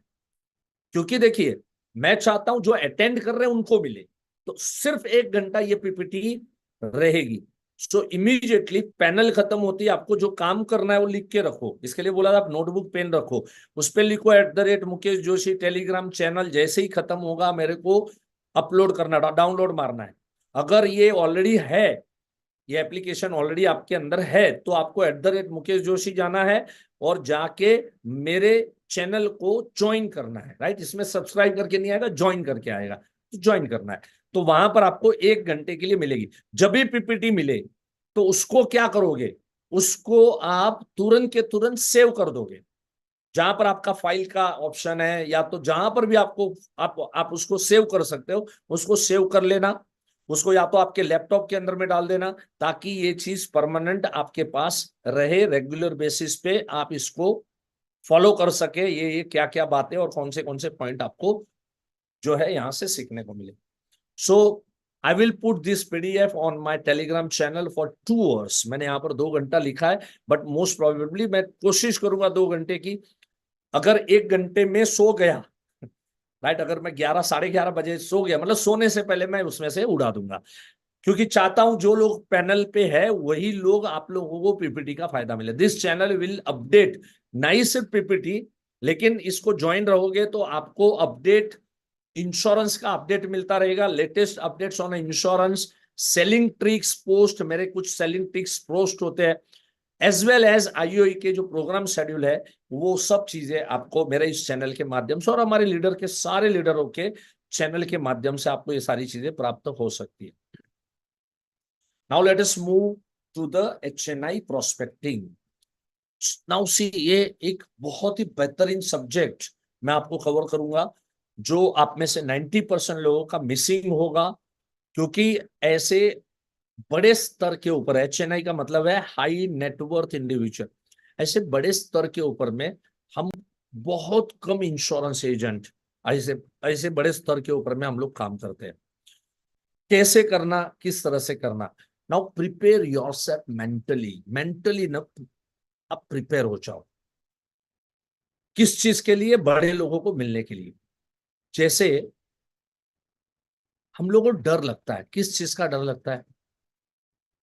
बड़े लोग हैं, कैसे समझाऊंगा, किस तरह से समझाऊंगा, मानेंगे नहीं मानेंगे, समझेंगे या नहीं समझेंगे, उनको तो बीमे की जरूरत ही नहीं है, उनके पास तो इतने सारे पैसे होते हैं, अनेकों दिमाग हमारे अंदर होता है। हमको लगता है ये बड़े लोग हैं, क्या खा जाएंगे आपको? आपको कोई करोड़पति से मिलने का दिल कर रहा है, क्या खा जाएगा कोई? मुझे ये बताओ, एक बात मैंने आगे लिखी है, बहुत सुंदर बात लिखी है, उसी से समझेंगे तो और अच्छा रहेगा, कि बी स्ट्रांग एंड कॉन्फिडेंट। सी, ऐसे लोगों के सामने जब जाने का मौका मिले, स्ट्रांग बनो, कॉन्फिडेंट बनो। We should give respect, but don't be afraid of HNI. Respect जरूर दो, मान सम्मान दो। बड़े लोग हैं, अच्छे लोग हैं, पैसे कमाते हुए लोग हैं, मान सम्मान देना ही चाहिए। समाज के अच्छे स्तर के लोग हैं, सो डेफिनेटली इनको मान सम्मान दो, लेकिन डरने की जरूरत है। एक होता है मान सम्मान, एक होता है डर। बहुत बार हम ना डर को ये समझते कि हम मान सम्मान में नहीं बोल रहे, नहीं, दोनों अलग है। मान सम्मान अलग है, डर अलग है। देखो, अभी की एक बात करता हूं मैं। मेरे नजदीक के रिश्ते में शादी थी, चलो कहने में हर्जा नहीं, मेरे साले के लड़के की शादी थी, राइट, तो परिवार है। तो मेरा सगा साला, उसके लड़के की शादी, 3 दिन 4 दिन था मैं वहां पे। मेरे पिताजी ने, हमारे समाज में ना पढ़े लिखे लोग थोड़े कम है, ज्यादा करके हमारे समाज में 2 प्रकार के लोग होते हैं। एक है जो कर्मकांड का काम करते हैं, और दूसरे है जो रसोई बनाने का काम। मैं बहुत ही निचले स्तर से आया हूं मैं। अभी क्या है, थोड़ा सूट वूट पहन के घूमते हैं, मर्सिडीज में घूमते हैं, तो लोगों को लगता होगा कि ये बड़े खानदान से है। नहीं बॉस, हम भी आप ही के जैसे थे, बहुत ही एज ऑन टुडे भी बहुत ही लोअर स्तर पे हूँ। मेरे साले के लड़के की शादी हुई ना, totally non AC hall. Hall की भी परिस्थिति अगर देखोगे तो मतलब कोई ठीक ठाक नहीं, ठीक है, क्योंकि हम लोग उस स्तर पे ही हम लोग आगे बढ़े। इवन मेरी शादी में भी ऐसा ही सब हुआ था। मेरे पिताजी ने मुझे एक व्यक्ति की तरफ इशारा किया, और उन्होंने मुझे कहा कि ये हमारे समाज में काफी अच्छा पढ़ा लिखा इंसान है, और जहां तक मुझे मालूम है बहुत बड़ी पोस्ट पे है, शायद कलेक्टर है। वो कंफर्म नहीं था पापा को। मैं देखा वो आदमी, इतनी बड़ी पोस्ट का आदमी, वो अकेला ही बैठा है, कोई कोई इसके पास आ ही नहीं रहा है। सबको लगता होगा हाँ ये तो बड़ा आदमी है, तो मैं उसके पास गया। मैंने अपना हाथ, पहली बार मिले थे हम लोग, मैंने सेकंड किया, और मैंने उनको कहा कि मेरे पिताजी ने आपके बारे में कहा कि आप कलेक्टर की पोस्ट पे हैं। तो बोले नहीं नहीं, मैं कलेक्टर नहीं हूँ। अच्छा, तो आप कौन से पोस्ट पे हैं? बोले मैं जॉइंट कमिश्नर हूं जीएसटी का। मैंने कहा मुझे तो लग रहा है ये कलेक्टर से भी ऊपर की पोस्ट है। जॉइंट जॉइंट क्या बोला, मैं ही बोल गया है ना, joint commissioner, yes, joint commissioner GST. मैंने कहा इस स्तर के ऊपर में आना बहुत बड़ी बात है। और अपने समाज में जहां पर ज्यादा पढ़े लिखे लोग नहीं है, जहां पे रसोई काम करने वाले लोग हैं, कर्मकांड करने वाले लोग हैं, ऐसे में आप इतना अच्छा पढ़ाई करके आप बहुत अच्छी पोस्ट पे पहुंचे। तो वो आदमी मेरे बारे में जान रहा था। तो उसने मेरे को कहा नहीं, मैंने आपके बारे में भी सुना है, आप भी बहुत अच्छा कार्य करते हैं, आप भी बहुत बड़े स्तर के ऊपर में काम करते हैं। मैंने कहा बस आप जैसों का आशीर्वाद है, कभी मिलेंगे जरूर मिलेंगे। उसका नाम ले लिया, नंबर ले लिया। अब सच बताओ, आप लोग भी ऐसे कई प्रोग्रामों में जाते हो, आपको भी कुछ लोग कहते होंगे, आपको मालूम होगा कि ये बड़ा आदमी है, ये बिजनेसमैन आदमी है, इंडस्ट्रियल आदमी। करना क्या है यार, इसी तरह से जाना है, बैठना है, परिचय करना है, फुर्सत में बैठे हुए हैं। ऐसे अनेकों तौर तरीके आपको आजमाने पड़ेंगे। जब अच्छे स्तर में ये सेगमेंटेशन अगर दिमाग में होगा ना, तो ये कर पाओगे, राइट। अगर सेगमेंटेशन दिमाग में नहीं रहा तो ये नहीं कर पाओगे। So you are best in your profession, आप अपने प्रोफेशन में बेस्ट हैं, ये मान के चलो आप। और बेस्ट बनो, अगर नहीं हो तो बनो, सीखो। We can't teach Mukesh Ambani how to run business. हम मुकेश अंबानी को बिजनेस कैसे चलाना ये नहीं सिखा सकते, लेकिन मुकेश अंबानी को बीमा क्यों होना चाहिए, ये तो नसीहत बॉस मैं दे सकता हूं। ये तो पक्का मुझे मालूम है कि इंश्योरेंस के मामले में आपको मुकेश अंबानी से कई ज्यादा चीजें पता होगी। बस यही चीज आप में कॉन्फिडेंस भरना चाहिए। चलो last, but we guide them why insurance, लेकिन हम उसको गाइड करें। Why insurance and which is best product of my company, मेरे कंपनी का बेस्ट प्रोडक्ट कौन सा है जो आपको लेना चाहिए, उसका सुझाव हम लोग को देना है। और करना क्या है अपने को, राइट। सो इस तरीके से हम लोग मेंटली प्रिपेयर होना पड़ेगा, बड़े लोगों से बात करना पड़ेगा, खुल के बड़े लोगों से डिस्कस करना पड़ेगा। You know why we should not afraid of HNI। हम HNI से क्यों डरना नहीं चाहिए, उसके ऊपर एक बहुत सुंदर मैं लॉजिक आपको बता दूं। In forest which animal are afraid of whom, कौन से प्राणी किस प्राणी से डरते हैं?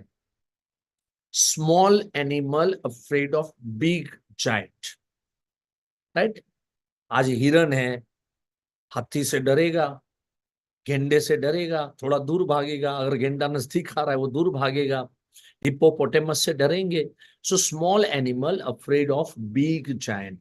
इवन इवन आपको बताऊं, चीता, शेर, भालू, ये सब भी हाथी से तो डरेंगे, है ना, क्योंकि जायंट है, बहुत बड़ा है। दूसरा कौन किससे डरता है?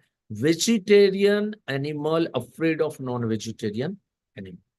जो वेजिटेरियन प्राणी है वो नॉन वेजिटेरियन प्राणियों से, क्योंकि उनको मालूम है हम शिकार हैं, आज ये हमको छोड़ेंगे नहीं, हमारे पीछे पड़ गए तो गई हमारी तो जीवन खत्म। सो जो वेजिटेरियन एनिमल है वो नॉन वेजिटेरियन एनिमल से डरते हैं। Any elephant afraid of other elephant, कभी कोई हाथी किसी दूसरे हाथी से डरता हुआ देखा? हालांकि वो लोग झुंड बना के रहते हैं। आप देखो, हिरन हिरन का भी झुंड होता है, आज भैंसे तो भैंसों का भी झुंड होता है। So any elephant afraid of, उनकी जाति के एनिमल से वो लोग डरते हैं क्या? नहीं। Any tiger afraid of any other tiger? No.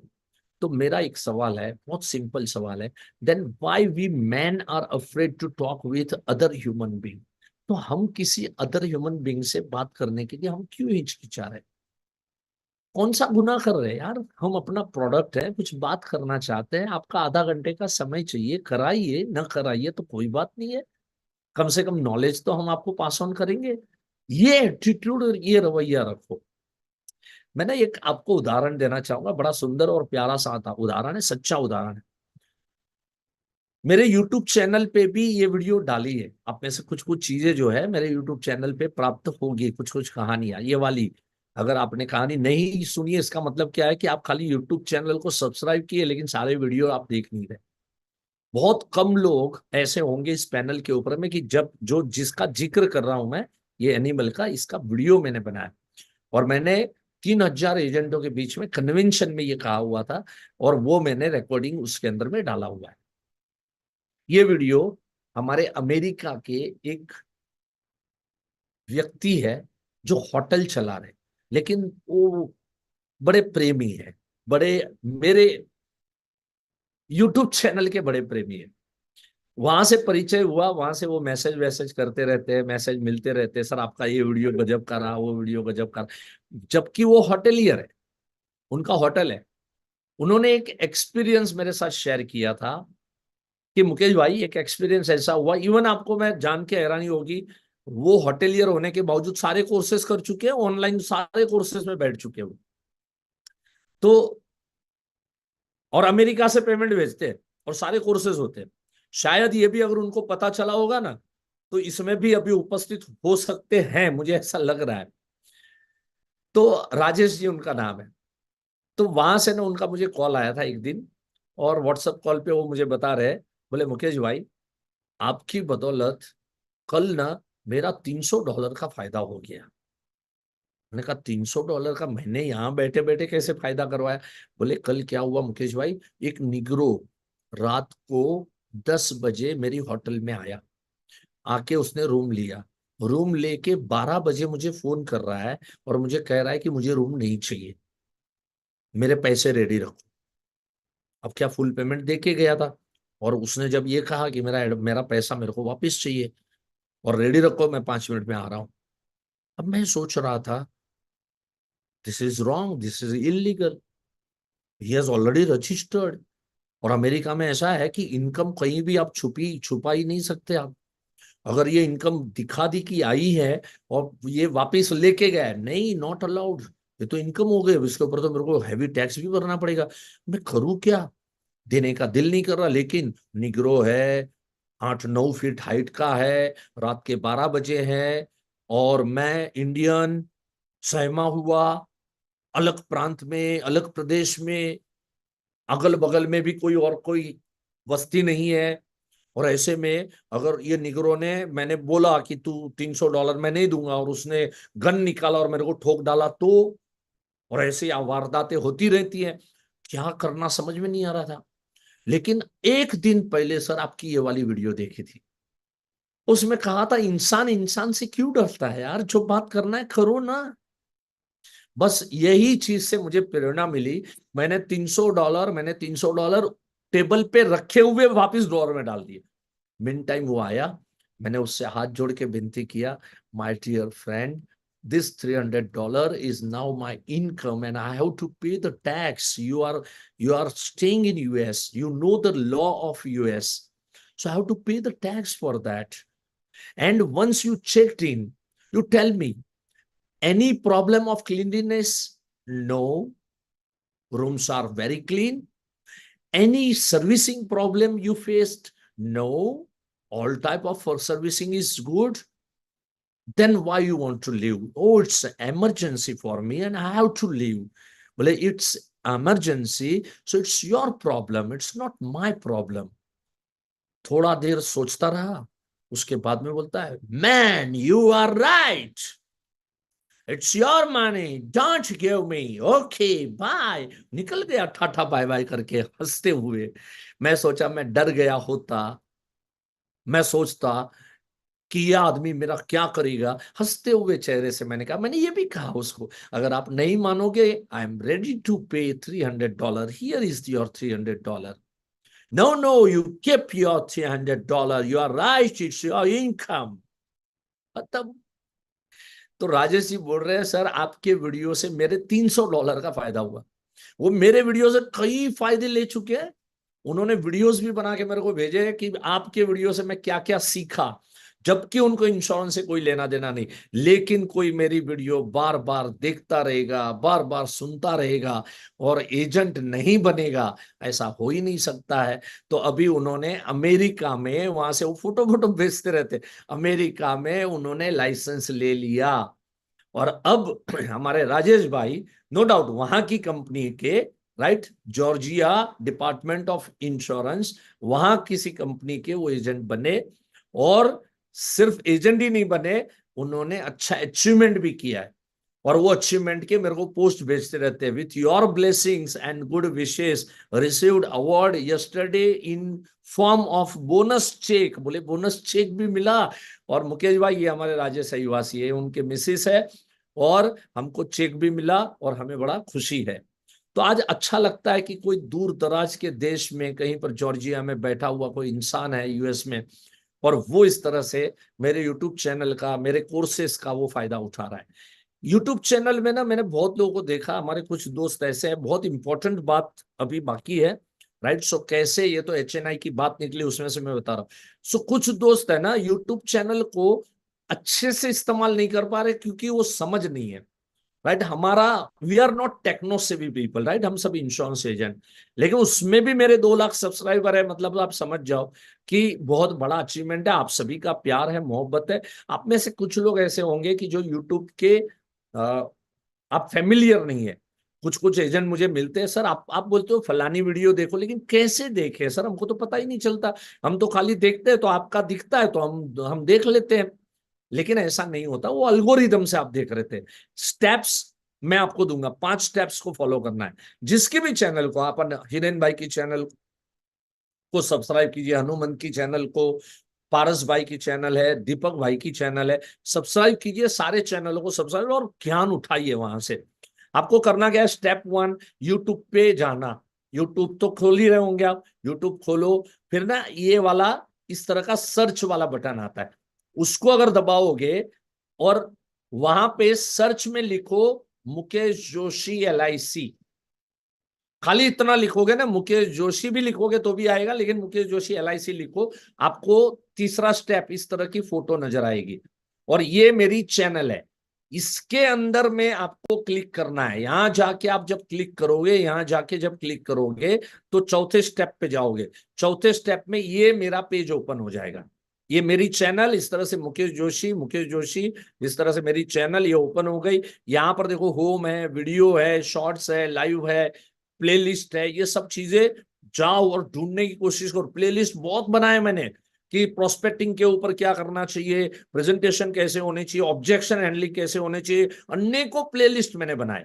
उस प्लेलिस्ट में से आपको सीखने को बहुत सारी चीजें मिलेगी। वीडियोस में जाओगे तो इस तरह से 5वें स्टेप में, कुछ लोग बोलते हैं सर वीडियो कैसे ढूंढने, वीडियोस में जाओ तो यहां पर मेरे latest video, popular video, oldest video, सब चीजें आएगी। अभी मुझे दिल्ली में मेरा बेसिक कोर्स करने के लिए हमारे एक दोस्त आए थे, वो मुझे मिले और उन्होंने मुझे कहा कि मुकेश भाई मैंने आपके ओल्डेस्ट वीडियो 7 साल पहले वाले शुरू किए, अभी 3 साल तक पहुंचा हूं अभी, और रोज की 4-5 वीडियो देखता हूं सर। अगले 4 साल के वीडियो अभी भी देखने बाकी है, और फिर हर सोमवार को फॉलो करो, पुराने वीडियो जितने मिले उतने देखो, और फिर रेगुलर बेसिस पे एवरी मंडे एक वीडियो विदाउट फेल में डालता हूं। आज कम से कम 20,000 लोग इसके आदी बन चुके हैं। उनको मालूम है कि मुकेश भाई ने वीडियो डाली, अच्छे ही कंटेंट है, आंख बंद करके 15-20 मिनट की आप देख सकते हो, तो ये 15 मिनट की वीडियो है, 21 मिनट की है, 19 मिनट की है, 15-20-19-20-22 मिनट की वीडियो होती है। जरूर देखे और रेगुलर बेसिस पे देखे, ताकि ज्ञान का भंडार आपके सामने ओपन हो जाए। नाउ अभी हम देखेंगे HNI प्रोस्पेक्टिंग की ओर जाएंगे। HNI प्रोस्पेक्टिंग अब कैसे करेंगे हम लोग। Don't hesitate to approach HNI, मैंने ऑलरेडी बता दिया, राइट, हेजिटेट होना नहीं है, HNI के लिए भी नहीं होना है। Sometimes we should be mad, पागल हो जाओ, बुरा से बुरा क्या हो सकता है वो सोचो। कोई पागल को कहीं पे जाना है वो बिल्कुल घुस जाता है, उसको कोई फर्क नहीं पड़ता है। कोई पागल को थिएटर में जाना है वो चला जाएगा, रोकने वाला वॉचमैन रोकेगा, उसके बाप का क्या जाता है। उसको कोई मॉल में घुसना है वो घुस जाता है, पागल जहां भी चाहे वो घुस सकता है, रोकने वाले रोकेंगे, रोकेंगे तो वापिस आ जाएगा, राइट। सो वैसे हमको भी sometime we should work like mad, पागल के जैसे हमको प्रोस्पेक्टिंग करनी पड़ती है, HNI को ढूंढना पड़ता है। Always ask reference of HNI की रेफरेंस मांगो आप। हम क्या करते मालूम है, जिस सेगमेंट में काम कर रहे हैं वही करते जाते हैं। आप कभी HNI के रेफरेंस मांगने का मतलब है आप किसी पॉलिसी होल्डर को पूछो कि आपके बॉस कौन है, क्या आप मुझे आपके बॉस तक पहुंचा सकते हो, क्या पूछो तो सही। पहुंचा नहीं पहुंचा है, नहीं पहुंचा है, देखा जाएगा।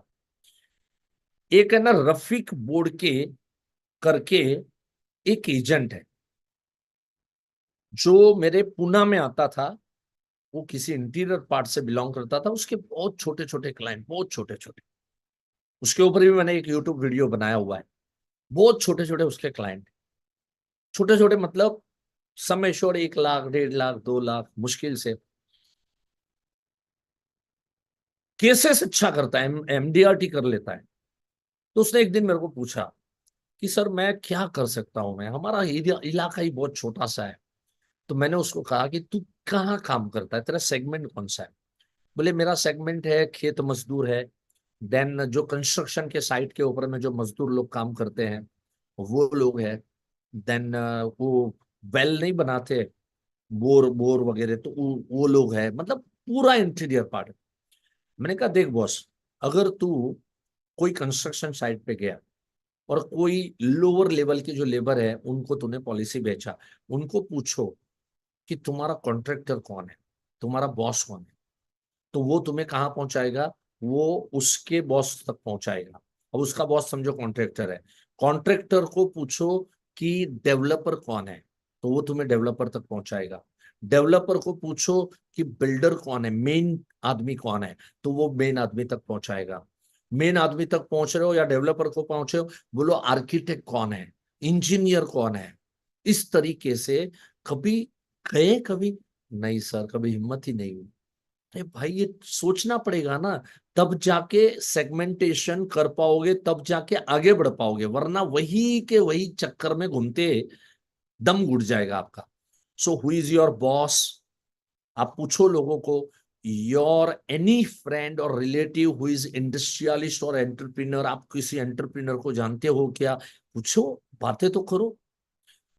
You have any NRI relatives, आपके कोई एनआरआई, आपकी पार्टियों को पूछो, आपके कोई एनआरआई रिलेटिव्स है क्या। भले वो आदमी आज इधर मिडिल इनकम ग्रुप का है, लेकिन हो सकता है उसका कोई कजिन है जो अमेरिका में है और डॉक्टर है। वो कजिन भले 25-30 हजार 50 हजार कमा रहा है, लेकिन वो उसके कजिन डॉक्टर तक हमको पहुंचा सकता है, एनआरआई तक पहुंचा सकता है। तो इस तरीके से एचएनआई प्रोस्पेक्टिंग जो है वो जरूरी है। सी जैसे मैंने आपको कहा, हम लोग भी ऐसे ही सब आगे बढ़े। मैंने तीसरे साल में आईओई में आने के बाद, सी अगर आप बेसिक कोर्स एडवांस कोर्स 1 साल मेरे साथ में रहने की कोशिश करो, कहाँ से कहाँ मैं आपको पहुंचा दूंगा, आपको अंदाजा भी नहीं होगा। मैं खुद पहुंचा हुआ हूँ। मैं जब आईओआई में आया, मेरे पास में 2 व्हीलर नहीं था, और उसके बाद मैंने कैसे 4 व्हीलर लिया, स्कॉडा में घूमना शुरू किया। और मैं अभी उसी में से मैं कुछ आपको कैसे एचएनआई तक हम पहुंचते थे उसके कुछ एग्जांपल्स मैं अभी आपको दूंगा। जब इस स्कॉडा में मैं पहुंचा, मतलब 3 साल मेरे को खाली लगे थे, 3 साल।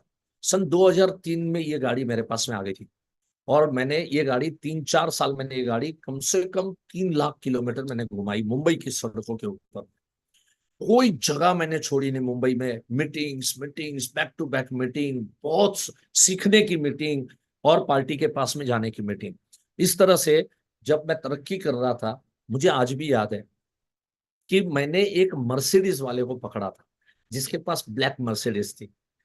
मैंने मेरी गाड़ी इधर पार्क की, और मर्सिडीज जो पार्क की वो इस साइड पार्क की थी।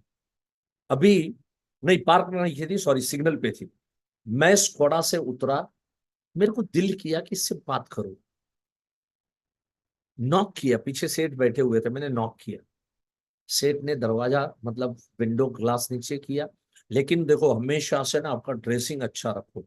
अब ड्रेसिंग भिखारी जैसा होगा तो वो ना इशारा करेगा, निकल आगे जा आगे जा। I am just joking, sorry. आप मेरे दोस्त हो, मेरे भाई बहन हो, तो मैं थोड़े मजाक मस्ती इस तरह से करता हूँ। So check your dressing. हम भी यही सुधरे ना, पहले हमको भी कहा ये सूट बूट काहे का सूट बूट। तो साले मेरे फोटो अगर देखो पुराने वाले, आपको लगेगा ये भिखारी कहाँ कौन सी जगह पे रहता था। कसम से बोलता हूँ। We have to change because we are human beings, we are not animals.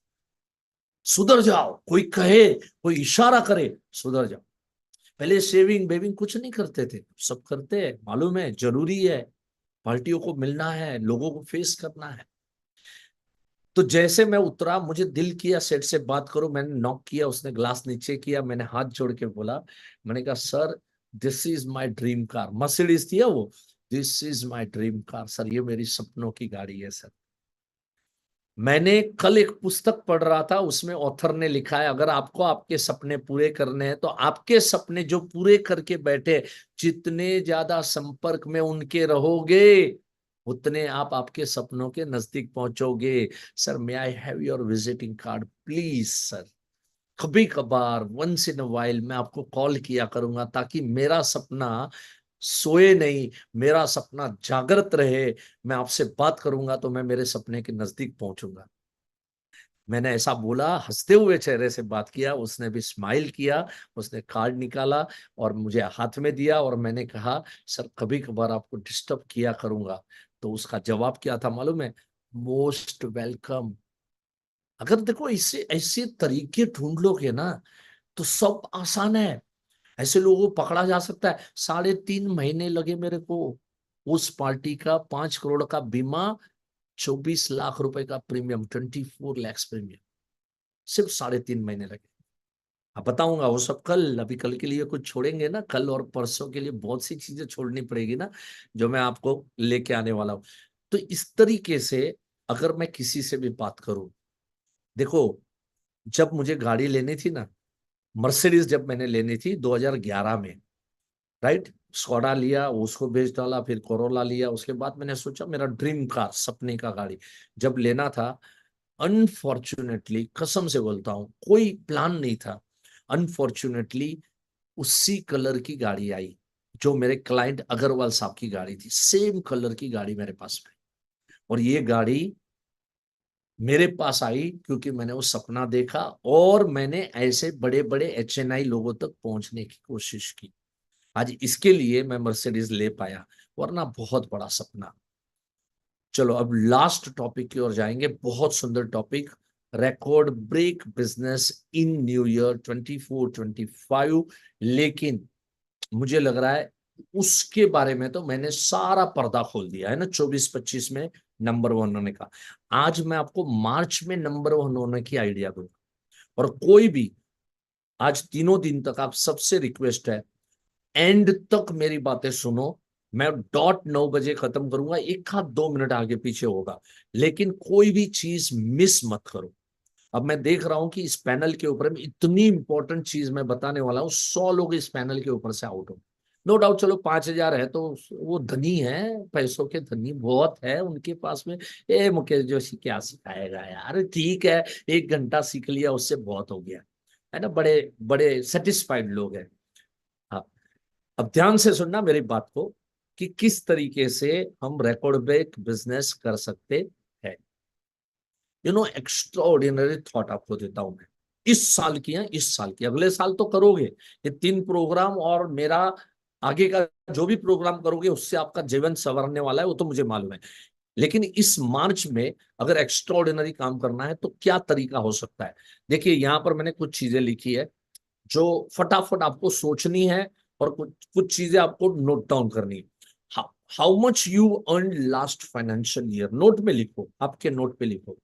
ये पैनल मैंने जानबूझ के ओपन नहीं रखा क्योंकि वरना क्या है ना, बहुत खिचड़ा हो जाता और इतने चैटिंग जाते ना कि ना मैं पढ़ पाता ना आप पढ़ पाते, और सीधा खर खर खर खर खर खर रोलिंग जाता। तो इसका कोई मतलब नहीं था, इसके लिए मैंने चैटिंग ओपन नहीं किया है। So how much you earned last financial year, मतलब पिछले मार्च तक आपने कितना कमाया था, मतलब 22-23 में, फाइनेंशियल ईयर 22-23 में कितना कमाया था? 6 लाख, 4 लाख, 40 लाख, 10 लाख, 12 लाख, जो भी कमाया था उसको लिखो। उसके बाद दूसरा फिगर आपको लिखना है, how much you earn till today. चलो एक एग्जांपल के साथ चलते हैं। आपने पिछले साल 12 लाख कमाया था, पिछले फाइनेंशियल ईयर में समझ लो 12 लाख कमाया था, है ना, हर हर महीना लाख के हिसाब से 12 लाख कमाया। How much you earn till today, आपने अब तक कितना कमाया? तो हो सकता है कि आप पिछले साल से थोड़ा, आप में से दो प्रकार के लोग होंगे, एक जो पिछले साल को क्रॉस कर चुके होंगे, दूसरे जो पिछले साल से काफी पीछे चलते होंगे। ठीक है, मैं दोनों को टारगेट दूंगा, टारगेट लेके निकलिएगा ताकि आपको पता चले कि आपको इस फाइनेंशियल ईयर में करना क्या है। चलो मान के चलिए कि आपने, मैं एग्जांपल दे रहा हूं, आप लिखना है, आपको आपका एक्चुअल लिखना है, ठीक है, 19-20 होगा, ठीक है, बट आपका खुद का फिगर लिखो, बहुत इंपॉर्टेंट, नतीजे तक पहुंचेंगे, सो ध्यान से सुनते रहना। 12 लाख लिखा, मैं एग्जांपल दे रहा हूं, 12 लाख किसने लिखा, इस साल कितना पहुंचे हो, तो इस साल 10 लाख तक पहुंचे हैं, राइट। आगे देखो क्या है, अब तीसरा फिगर आपको लिखना है, इज इट मोर और लेस। तो ही सिचुएशन हो सकती है, कुछ लोगों का प्लस में गया होगा, पिछला साल अच्छा नहीं गया, इस साल ठीक गया आपका, तो प्लस में होंगे। पिछले साल 12 कमाया, इस साल शायद अब तक आपने 13 लाख कमा लिया, ऐसा भी हो सकता है। और कुछ लोगों का पीछे भी होगा, सो या ज्यादा होगा या कम होगा।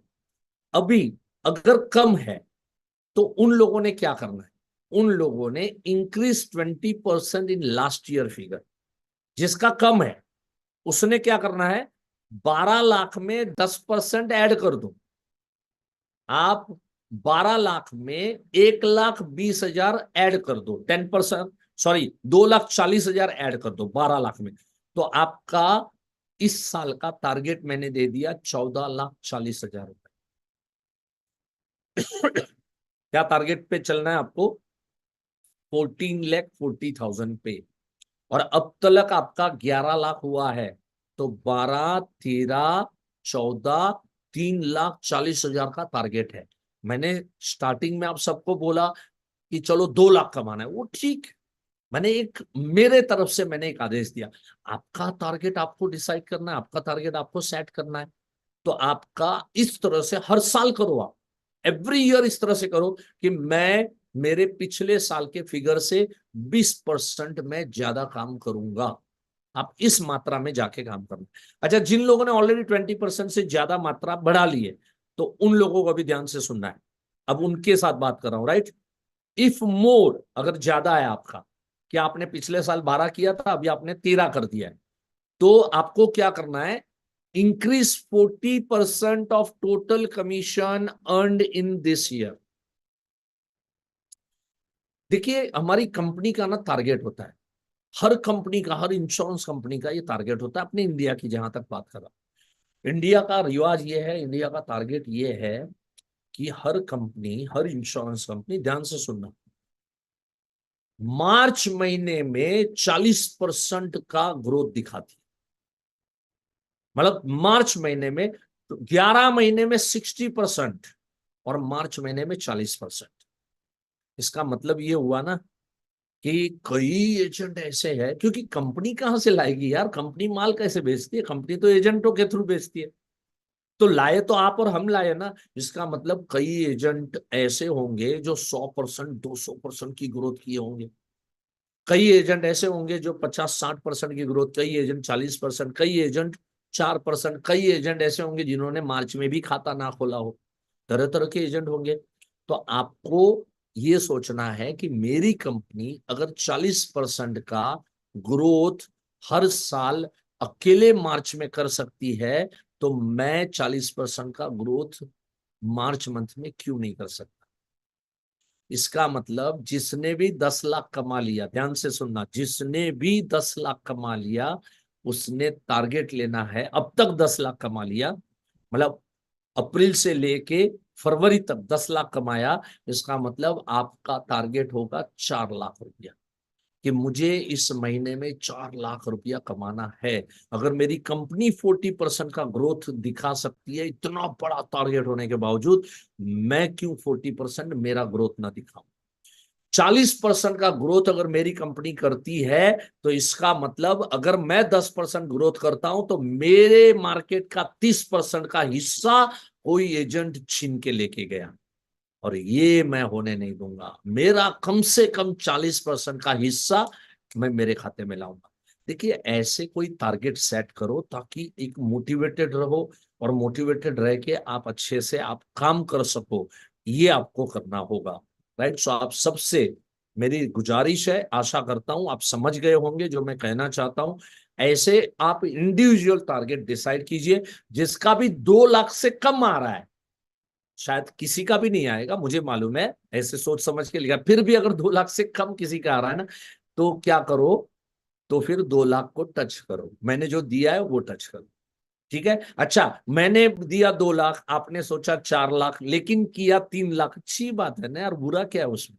सो इस तरीके से आपको आपका टारगेट सेट करना है, राइट। सो एग्जैक्टली यहाँ पर मेरी बात को मैं विराम दूंगा, और आशा करता हूं कि आपको मेरी बातें पसंद आई होगी। आपको ये चीजें जो सुनी, इससे आपको काफी सारा फायदा होगा मार्च महीने के अंदर में। अब कल का सेशन बिल्कुल मिस मत करना, .8 बजे इसी तरह से मैं शुरू